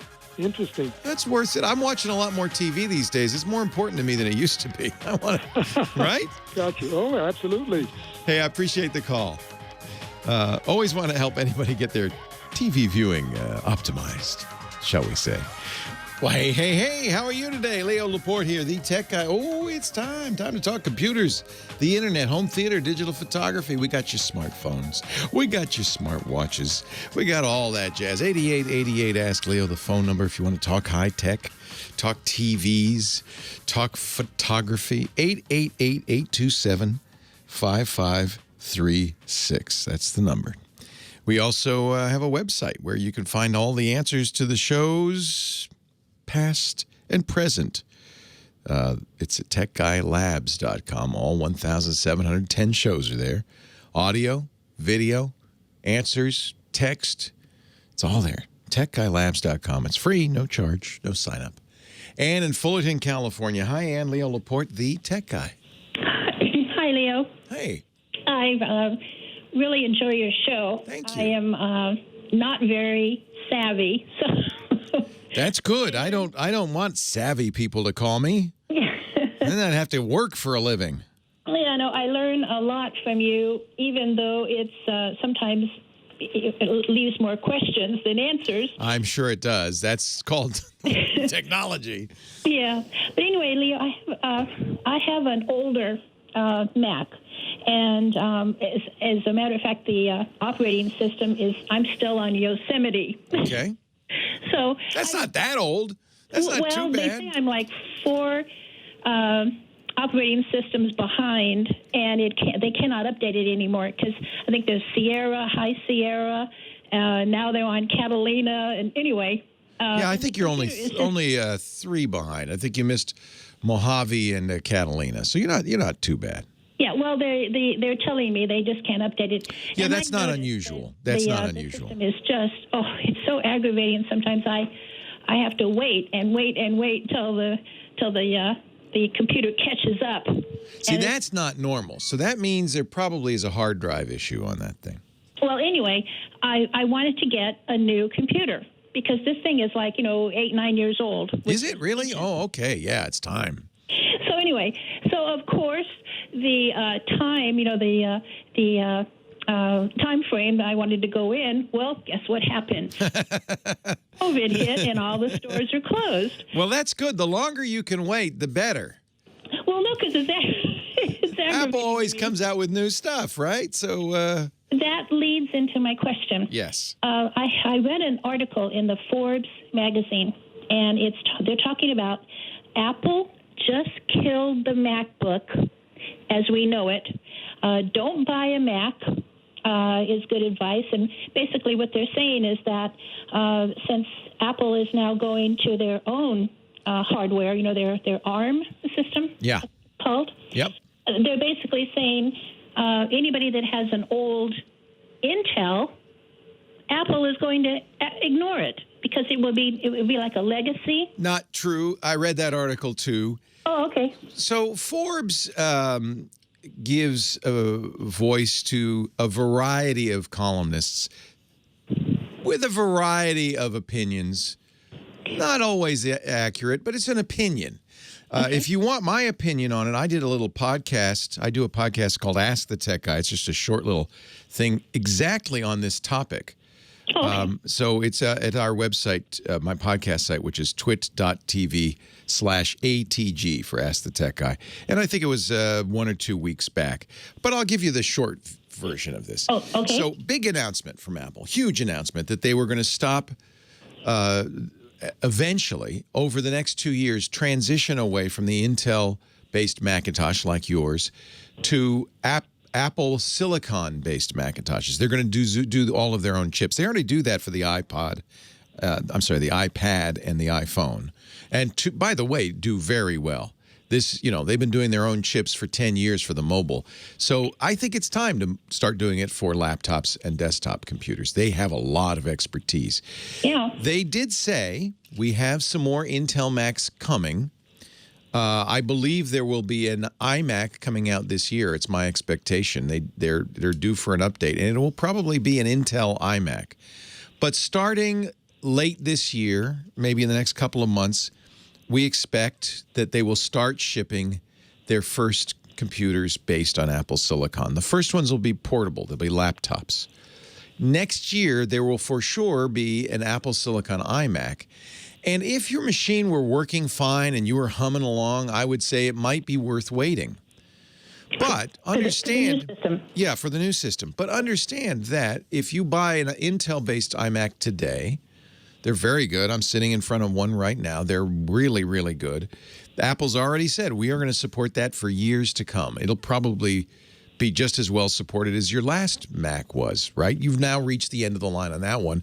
You can't update that one anymore. It's going to be like that. Okay. And they're going to continue, software developers are going to continue to make software compatible with your older iMac. But it is the case that it's going to start looking antiquated pretty quickly, more quickly than it would otherwise, because this new thing is coming along. There's a big question mark around the new thing. They've never done this before for computers. So, yeah, they do a great job with the iPad, pretty impressive hardware, but we don't know. Will it be a great computer or not? My guess is it will be. Yeah. My other guess is that Apple, to distinguish these new computers from the old ones, will change the design significantly. And, that's another way computers feel obsolete. It's just like cars. Yeah. When you have a car that's a few years old, it's running fine, but it doesn't look like a newer model. The car companies do this very consciously because, that's what drives you to the market, right? But functionality-wise, it's not really important. It's just, you feel like you're old-fashioned because you still have fins. Well, I know. Well, we're both old-fashioned. I just didn't want to invest, in a new computer, a new a laptop, because I don't have the big desk. Understand that no one knows because Apple isn't very forthcoming. All Apple has said officially is there are new Intel Macintoshes in the pipeline. That means they've designed them. They're ready. They're going to still offer them. New designs, probably a new iMac would be my guess, but we don't know. But they've said that. They've also said our existing Intel computers and the ones we sell will be supported for years to come. I believe them on that too. That's all we know. So everything else is speculation. It is my speculation there will be a 13-inch laptop, a MacBook Pro this year that'll be running on Apple Silicon. There will also be an Intel-based iMac this year. Next year, I would guess everything Apple releases will be on the new Apple chips. And the Apple chips, here's the benefits we pretty much can expect from the new Apple chips. They'll use less power. So if you have a laptop, you have an iMac, you said. Or no, you have a laptop. I have a the MacBook Pro. Oh, okay. So you like laptops, yeah. Oh, yeah. Yeah, I'm sorry. I thought you had said iMac. So this biggest benefit will be for laptops. You should get a much better battery life, maybe a day or two. Yeah. That's great.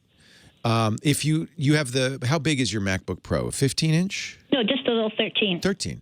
I think it stays plugged in all day long. I don't. Yeah, you don't care that it's portable. You just like that form factor.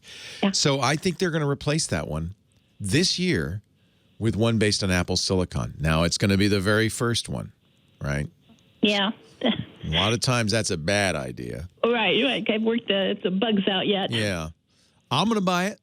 I can't wait. Well, but I'm a nut. Yeah. And I have other computers, so if it's not great. I'm worried, though, that yours is slow. It sounds like it is getting to be really time. Right. No, like I said, I know that, and that was my plan, to buy a new one. Yeah. Then all of a sudden, all the stores closed down. Well, you can still buy it online at apple.com. Well, I'm one of those people that I really appreciate being able to go in the store. Right. The people, they see you face to face, and they know how. Or mask. In this case, mask to mask. Yeah, mask. They have reopened many of the stores. They are reopened, but they with these, not in every area. In areas where hot zones, and it may be in Southern California, they consider that a hot zone. The one that I would go to would be the South Coast Plaza. Yeah, check and see. Call them. They may be open. I already have, and they're not. They're not. They reclosed. Okay. Or for a couple of days, and then they shut back down again. Yep. Thanks to Governor Newsom. Well, it wasn't even that. They don't want to be open in areas where they're hot spots. So. Right. But anyway, like I said, I appreciate appreciate going into there face to face, because I understand. How challenged I am. No, you're not. You're not challenged. Don't say that. Don't say that. No. So that's it. I just don't like buying things online, because I invariably I'll get something that I didn't want or whatever. Well, if you got a 13-inch MacBook Pro today, it would be identical to the one you have. It would be very little difference. Yeah. I think they are going to do a new, and it won't be 13, probably be 14, because they now get the bezels down pretty narrow. So that same size laptop will have a little bit bigger screen. That's a good reason to wait too. I don't know. If you feel like you can last a couple of months, it might be worth it. Right. And if not, and if I go ahead and buy one of the older Nothing wrong with that. They're going to support it. Absolutely. That that's where he was wrong. Yeah. His last comment on the article was that he said that Intel Macs will soon be those curiosities sitting at the corner Mac repair shop. Yeah, that's true. That'll happen, but it won't happen soon. It'll happen in 3 or 4 years. Yeah. So I would say, and this was the advice I gave in that little podcast, if you need one, don't hesitate to get one now. That's fine. Yeah. If you can wait 6 months, it might be worth it. You probably don't want to get the very first one. So I'm with you. Yeah, I would rather wait. get a new Apple 13-inch MacBook Pro. They updated those just a few months ago. They're really nice. You'll have 10 years of happy usage. You won't feel left behind, I don't think. Apple's done this before, and they've done it very well. They did it when the transition to Intel 20 years ago, and it went very, very well and very smoothly. So I understand what the guy's saying, but my advice is if you need it now, it sounds like you do, get it now. Yeah. Okay. Well, I appreciate that, and it makes me feel a little bit better. Like I said, I just didn't want to go invest. Wait till the store's open. $1,200. It may work out perfectly. The stores may reopen right when the new one's available. Who knows? Maybe they'll put the Intels on sale. Well, they will. By the way, they will. That's another reason to wait. As soon as as soon as the new ones start coming out, you should be able to get a very good deal on the old ones. Yeah. Right. Yeah. But anyway, Leo, thank you so much. My pleasure, Ann. And again, I really appreciate your show, and I just wish I had a tenth of your knowledge, but no, you don't. But yes, I do. No, you don't. Anyway, thank you very Ann. much. All right, take care. Yeah, my advice in a nutshell is if you need a new one, go ahead and get a new one. Apple will continue to support it for the next few years. It'll be fine. Not going to be a problem. If you can wait. I'm waiting. I'm not buying. Truthfully, I'm so excited, but I'm a different person from a normal human. I'm so excited about the potential of what Apple's going to do by designing its own chips. They are good. They are good. That I am not buying any new computers at all. I can't wait to get off Intel, to get over to the new platform. We don't know, and there's, could be I'm completely wrong. We just don't know until we see them. But my guess is based on the iPhone and the iPad. The last iPad they put out, the one they put out 2 years ago, and the one they put out this year, were way overpowered. No one could figure out what this is faster. These chips are faster than their laptop chips. What are they doing? Now we know. It was a test. It was a trial run. They put in so much power in that iPad Pro, it was mind-boggling. And now we understand. In fact, that's the chip that they're distributing to computer software developers for their, testing for the new platform. They're actually just taking that chip that was in the iPad Pro, putting it in a kind of a Mac Mini with extra memory and some extra ports, and saying, here, this is, this isn't the final product, but this is so you could test your software, make sure it'll work with the final product. That's how fast it is. They even did all the demos at their keynote on that thing without telling anybody. And at the end, they say, by the way, just so you know, those demos you were watching of the new operating system, that was on the iPad Pro chip. What? Very impressive. So as a enthusiast, I'm willing to wait. I am not buying more computer hardware until I see this. And I think the Forbes article wasn't that wrong in the sense that, at least for enthusiasts, Intel's going to rapidly recede in the rearview mirror.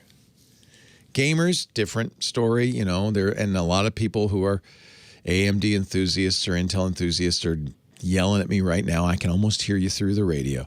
But honestly, that's technology from the 70s. It really is. Especially the Intel stuff. AMD's done some good stuff, but the Intel, that's technology that was created in the 70s. It's time to say goodbye. Time to get something more modern. I think a year from now, we'll be looking back and saying, yeah, these new Apple chips, they're amazing. Just my guess. Oh, it wasn't Ask the Tech. I was Hands on Mac. Darn it. I'll correct that. I'm looking and I'm saying, where is that? twit.tv/HOM16. twit.tv/HOM16. Leo Laporte, the tech guy. 8888 Ask Leo. That's the phone number. George from Santa Monica, California. Hi, George. Good afternoon, Leo. I'm just going to upgrade my phone from a 6 to a 10X Max, an iPhone. Yeah. And I'm just thinking about getting these wireless chargers. Is there a maximum amount of power I should get not used for the charging? No, it doesn't matter. Oh, because I see there's some 10-watt ones and 7.5. You get as much as you want. The phone will take care of. You can't overdo it. Let's put it that way. Oh, good. Okay, yeah, and I love wireless charging. My recommendation, Anker makes a really nice one, fairly inexpensive, but they make them that are like an easel. And the reason I like that is it's very hard with a flat, like tabletop charger to get it just in the right spot. You know, you have to move it around till it kind of the magnet goes, oh, yes, that's it. But with an easel charger, you just put the phone in the easel charger, and if it's in the easel straight, it's charging. And so, and the other advantage is you can actually see the phone. So it's great on a desk, or I have mine, one on my bedstand, a nightstand, so that I can see the phone if I look up for the clock and stuff. So I like those easel chargers. Anker makes a very nice one. I'll put a link in the show notes. I just bought it. Great price. I'm looking at one called Kingview. Yeah, I don't. It's kind of easel type. Yeah, I don't off the top of my head know that one, but I'm sure it's fine. These, as long as they're Qi compatible, they're fine. Leo Laporte, the tech guy.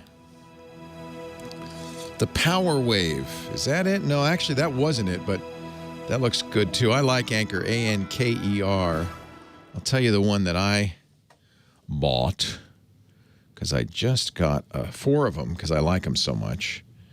Anker wireless charger, Power Wave 7.5. So it's a 7.5 watt, and it's $30. So it was fairly affordable.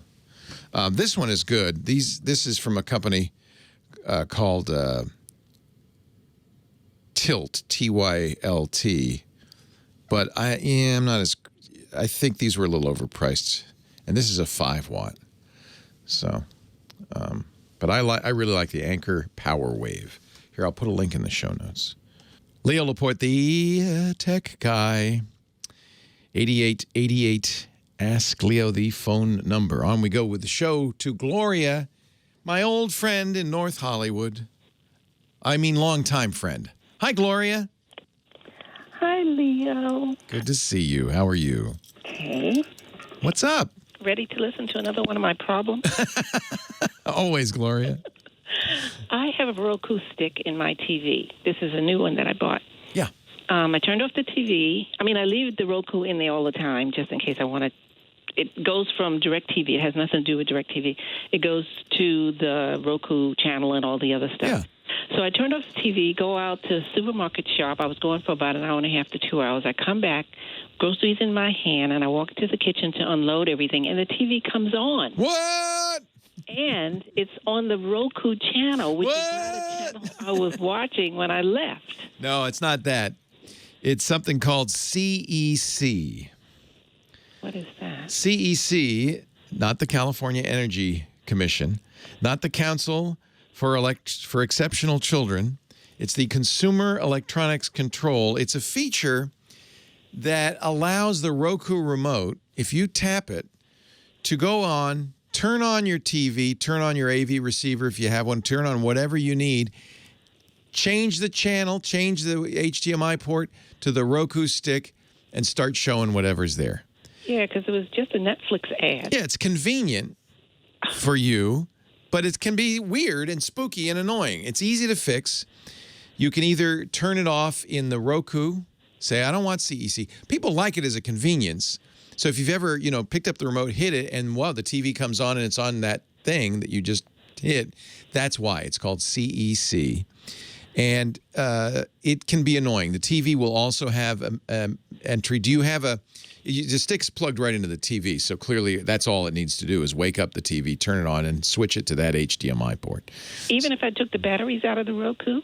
You took the batteries out and it did it? But if wait a minute. I don't think there's batteries in the stick.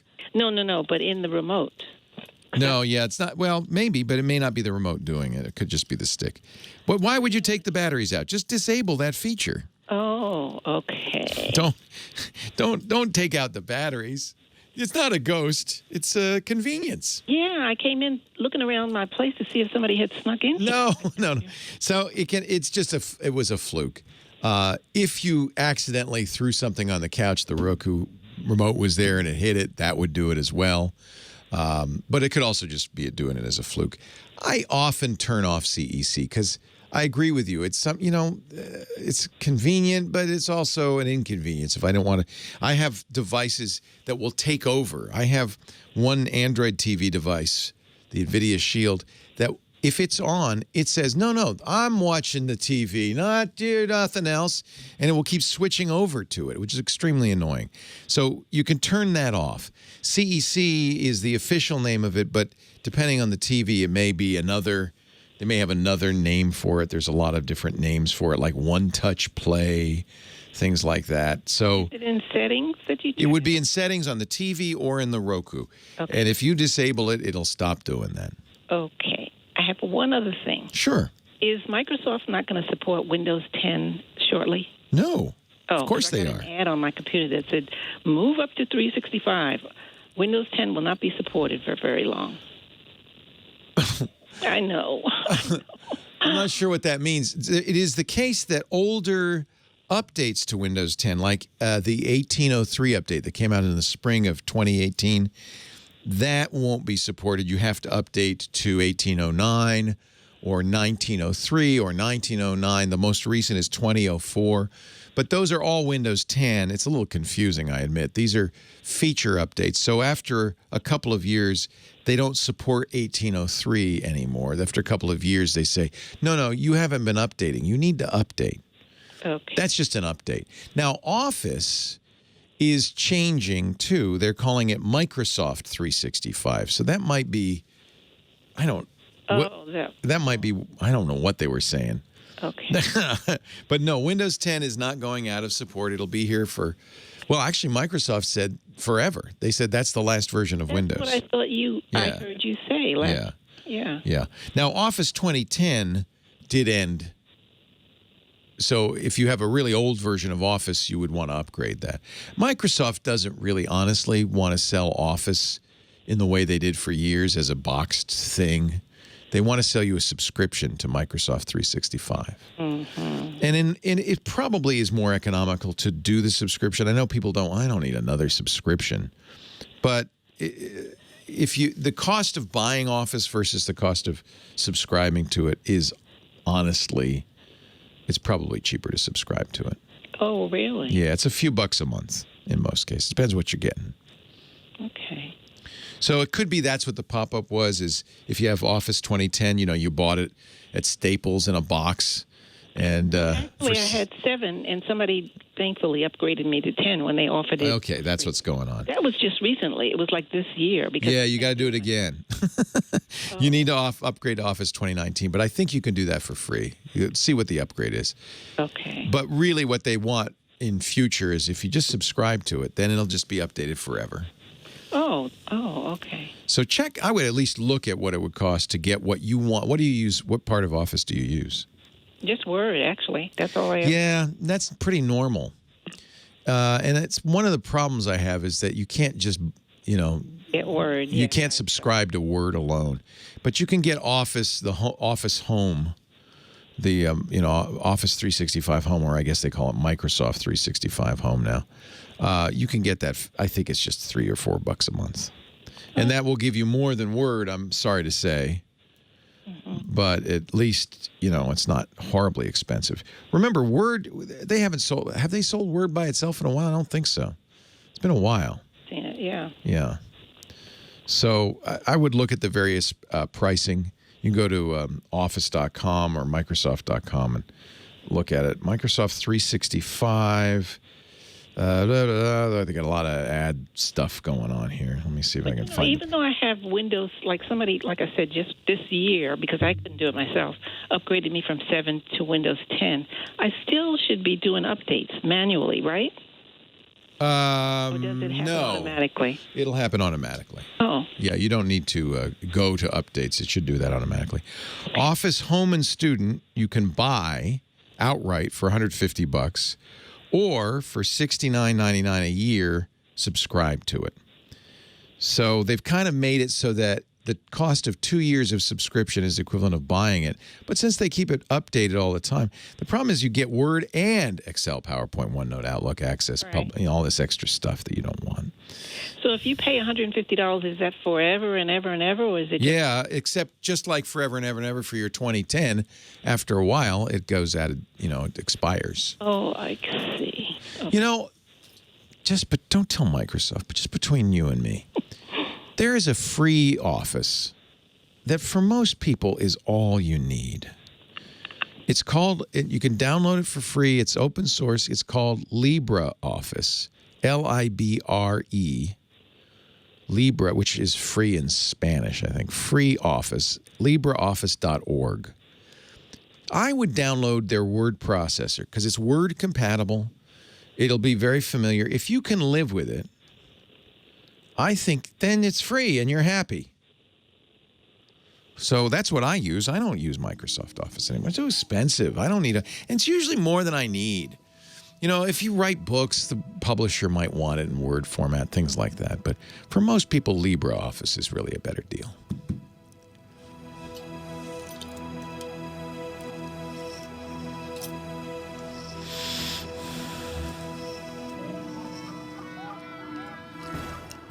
Yeah, I don't know if it's Latin. I mean, it is Latin. I don't know why they don't just. The reason is there was Open Office, and there was free. I don't know why I don't know. They just LibreOffice is what they call it. Remember, it's a global. It's a lot of it's a worldwide thing, and I guess Libre is works in a lot of languages. I don't know, but I think LibreOffice is a really good choice for a lot of people. Thank you for letting me do this tech guy thing. It is an honor for me to be here in your, as they used to say, in your living room. Thank you for inviting us into your living room. These days, that's actually probably true. Or your workshop, maybe your car. Thank you so much, Professor Laura. She's our musical director. She chooses all the tunes, so thank you, Laura. Thank you also to Kim Schaffer, our phone angel. She's answering all the phones, keeping you on your toes, keeping you awake as you sit on hold for hours on end. Thanks especially to you for listening, for calling, and for making this show possible. I really appreciate it. John from Riverside. Hello, John. You're next. Hi. I have a question. I drive tractor trailers cross country. Yes, sir. And Wi-Fi is spotty. It goes in and out and in and out. So is there any way I could turn it on my mobile hotspot?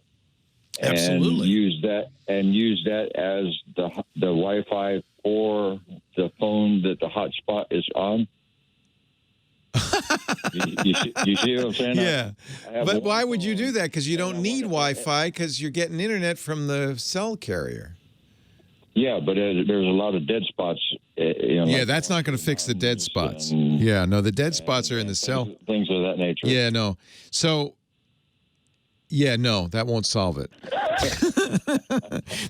So the dead spots, as you're driving around, those dead spots are in between cell towers, right? So there's not a cell tower near enough for you to get data or phone service. Sometimes you'll get phone service, but not data. That's really just a factor of the cell towers. If you're out there in the middle of Nebraska, you're driving through those cornfields, and there's no bars, and I don't mean drinking establishments. I mean on your phone. Well, there's neither, frankly, right? But on the phone, there's no bars. Yeah. You're not going to get internet, and there's no way to get internet except satellite. And you've probably seen some truckers that have little dishes on their cab. Right. It doesn't work so well when you're driving because you have to maintain the aim. Yeah, but I mean, I'm talking, I drive team, so I have somebody else is driving while I'm in the sleeper. Oh, I get it. Yeah. And I'm on my phone while I'm waiting to go to sleep. Yeah. And it's going to die no matter what, and nothing you can do to improve that. Nope. One of the cell phone wireless booster things won't work either? It might. You understand the problem. You're so distant from the cell towers that you get no signal. And you could look at your phone and you'd see there are no bars. A booster, receives a little bit better, but honestly, there are probably stretches. Where's the worst? Between Salt Lake City and Nebraska. Yep.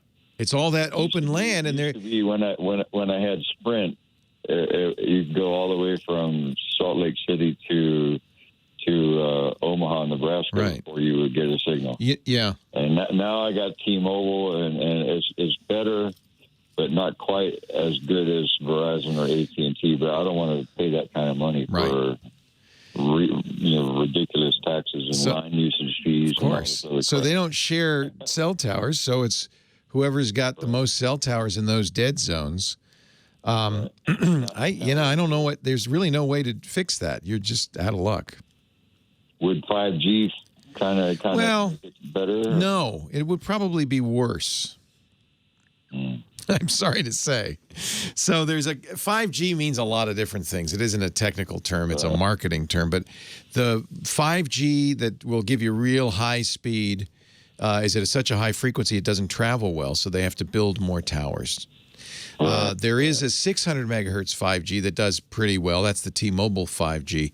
But I don't think it's going to give you better coverage. It really comes down to them building those towers. Now, the good news is the T-Mobile Sprint merger might help. Right. If they share towers and they get an influx of money that allows them to build more towers. And 5G might help in the sense that companies are getting, they're building up their physical plant. So it's just a question of getting more towers out there. Okay. Sorry. Well, I appreciate you telling me, because I keep asking different people and everybody's over 12, so I don't get any good answers. Well, see what you need to do. you want to answer like I'm a fifth grader, right? That's what you need. Yeah, I get it. They're the only ones that understand all this stuff. Yeah, no, when you're a dead spot, you're in a dead spot. Look at the corn. That's all you can do. Okay. Sorry. Right, cool. Go to sleep. Well, hey, thank you for your help. And My pleasure. I really appreciate it, and I try to listen to you all the time. I really appreciate you listening. Drive safe, John. I appreciate it. Take care. All right. Bye-bye. Yeah, there are some hopeful signs. Elon Musk is putting satellites up there, but that's the idea is that's going to cover everywhere. Here's the problem. You need a dish about the size of a pizza box to receive that signal. Now, you could put that on your cab, and it may be that the problem with with satellite internet right now is there's a limited number of satellites, so you have to aim to the southern sky. If you have Hughes or Wild Blue or Direct TV or Dish or whatever, you have to aim to the southern sky because that's where the satellites are. There aren't very many of them. Elon's plan is to put 12,000 satellites up, low Earth orbit satellites. Now, that means aim will not be important. They'll be more like cell towers, but they'll be evenly distributed throughout the, Earth's out there through space, through the Earth orbit. So I think aim will not be critical. So at that point, you will be able to, won't be cheap, and it may be, by the way, even by the end of this year, put a little pizza box-sized dish somewhere outside your cab and get high-speed internet everywhere in the world. There'll be no more dead spots. That's the theory. That's Starlink, Starlink.com. Elon's Starlink is not the only one. There are a number of other companies trying to do this as well. The goal, everybody sees this as a pot of gold at the end of the rainbow. If you get internet access every inch of the globe, that's money. So they're working as fast as they can. Not there yet, though. Sorry to say. I wish I could say it was.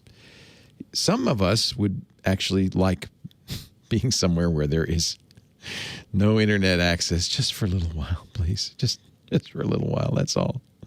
Just a little bit. Michael in Sacramento, Leo Laporte, the tech guy. Hey, Leo. I'm at the point now, I think, where I have to get rid of my airport network. Time has come. Router. Yep. Yeah, man, I hate that. But the big issue I'm having. I should point out, Apple continues to update those and support them. So as long as they're working, I mean, they're getting old and Apple's not making new ones, but as long as they're working, there's no pressure. But if you feel like you could do better. Well, that's what I'm wondering, because I have drop-offs sometimes. Yeah. Where there's new technologies, especially these new mesh technologies that I think do a better job. Apple has not kept up to date. Well, my question is, I do everything as far as backups wirelessly, and the time machine set up with the. You have it plugged into your airport. Yes. Oh, you have an airport. I remember those. Extreme, I think. I have 2 Airport Expresses and one of the time capsules. Yeah. And with the USB port, you can even connect up a wireless or a USB hub. Yeah. So, do any of the mesh systems offer USB support? Or a lot of routers do. My suggestion would be go to get a NAS, which you put on the network, and then you can back up to that. It's a network-attached storage. Same idea. It just doesn't go. It doesn't attach to the router in any special way. It attaches via an Ethernet cable. So it's the same idea. That's the way I'd go, and that would work with any router. Leo Laporte, the tech guy. Yeah, that's one of the things you're missing out on. A lot of routers have a USB port. Yeah. But I don't know of any mesh ones that do that specific thing. You guys used to do the Drobo setup, I believe. Yep. Is that a pretty good way to I wouldn't do a Drobo for a NAS. These days, they had a 5N, they had a network one, but the better NASs are from 2 companies. My favorite is Synology. Oh, yeah. Okay. So what you do is you QNAP is also very good. You get a Synology, but let's say the Synology. You can get, it's a little pricey because you're going to get an enclosure and you're going to get the drives for it. The minimum is 2 drives because they are in RAID. So that's actually good because it makes them more robust to data loss since you're using this backup. I have a 5-drive Synology that I use. That's for everything. I back up everything to that one thing. And that's on the network, plugged into the router via an Ethernet cable, and then I can back up wirelessly from all my systems to that. Can you, and does that support like the time machine format? It does. Or you can do a time machine to it. They have a variety of ways you can back up to it. They also support backup to the cloud, which is a really nice thing to do. So you back up locally, and you're backing up to the cloud. My Synology, for instance, you could put iDrive on it, and it would back up to iDrive. So then you're double safe. In fact, I'm very glad that I was doing that because my local Drobo and my local data drive both died for some reason. I don't know what. Oh, wow. They didn't die, but they lost a lot of data. I was backing up to the Drobo locally, but I was also backing up to the Synology and backing that up to the cloud. So I didn't lose any data. All my photos, 10 years worth of digital, 20 years worth of digital photography was on there. So it would have been a disaster if I'd lost it. And it scared me a little bit to see, my data drive's empty. What's that? And then I looked at my backup. It's empty too. I don't know what happened. It might have backed up the empty drive to the Drobo. Right. Which would be depressing.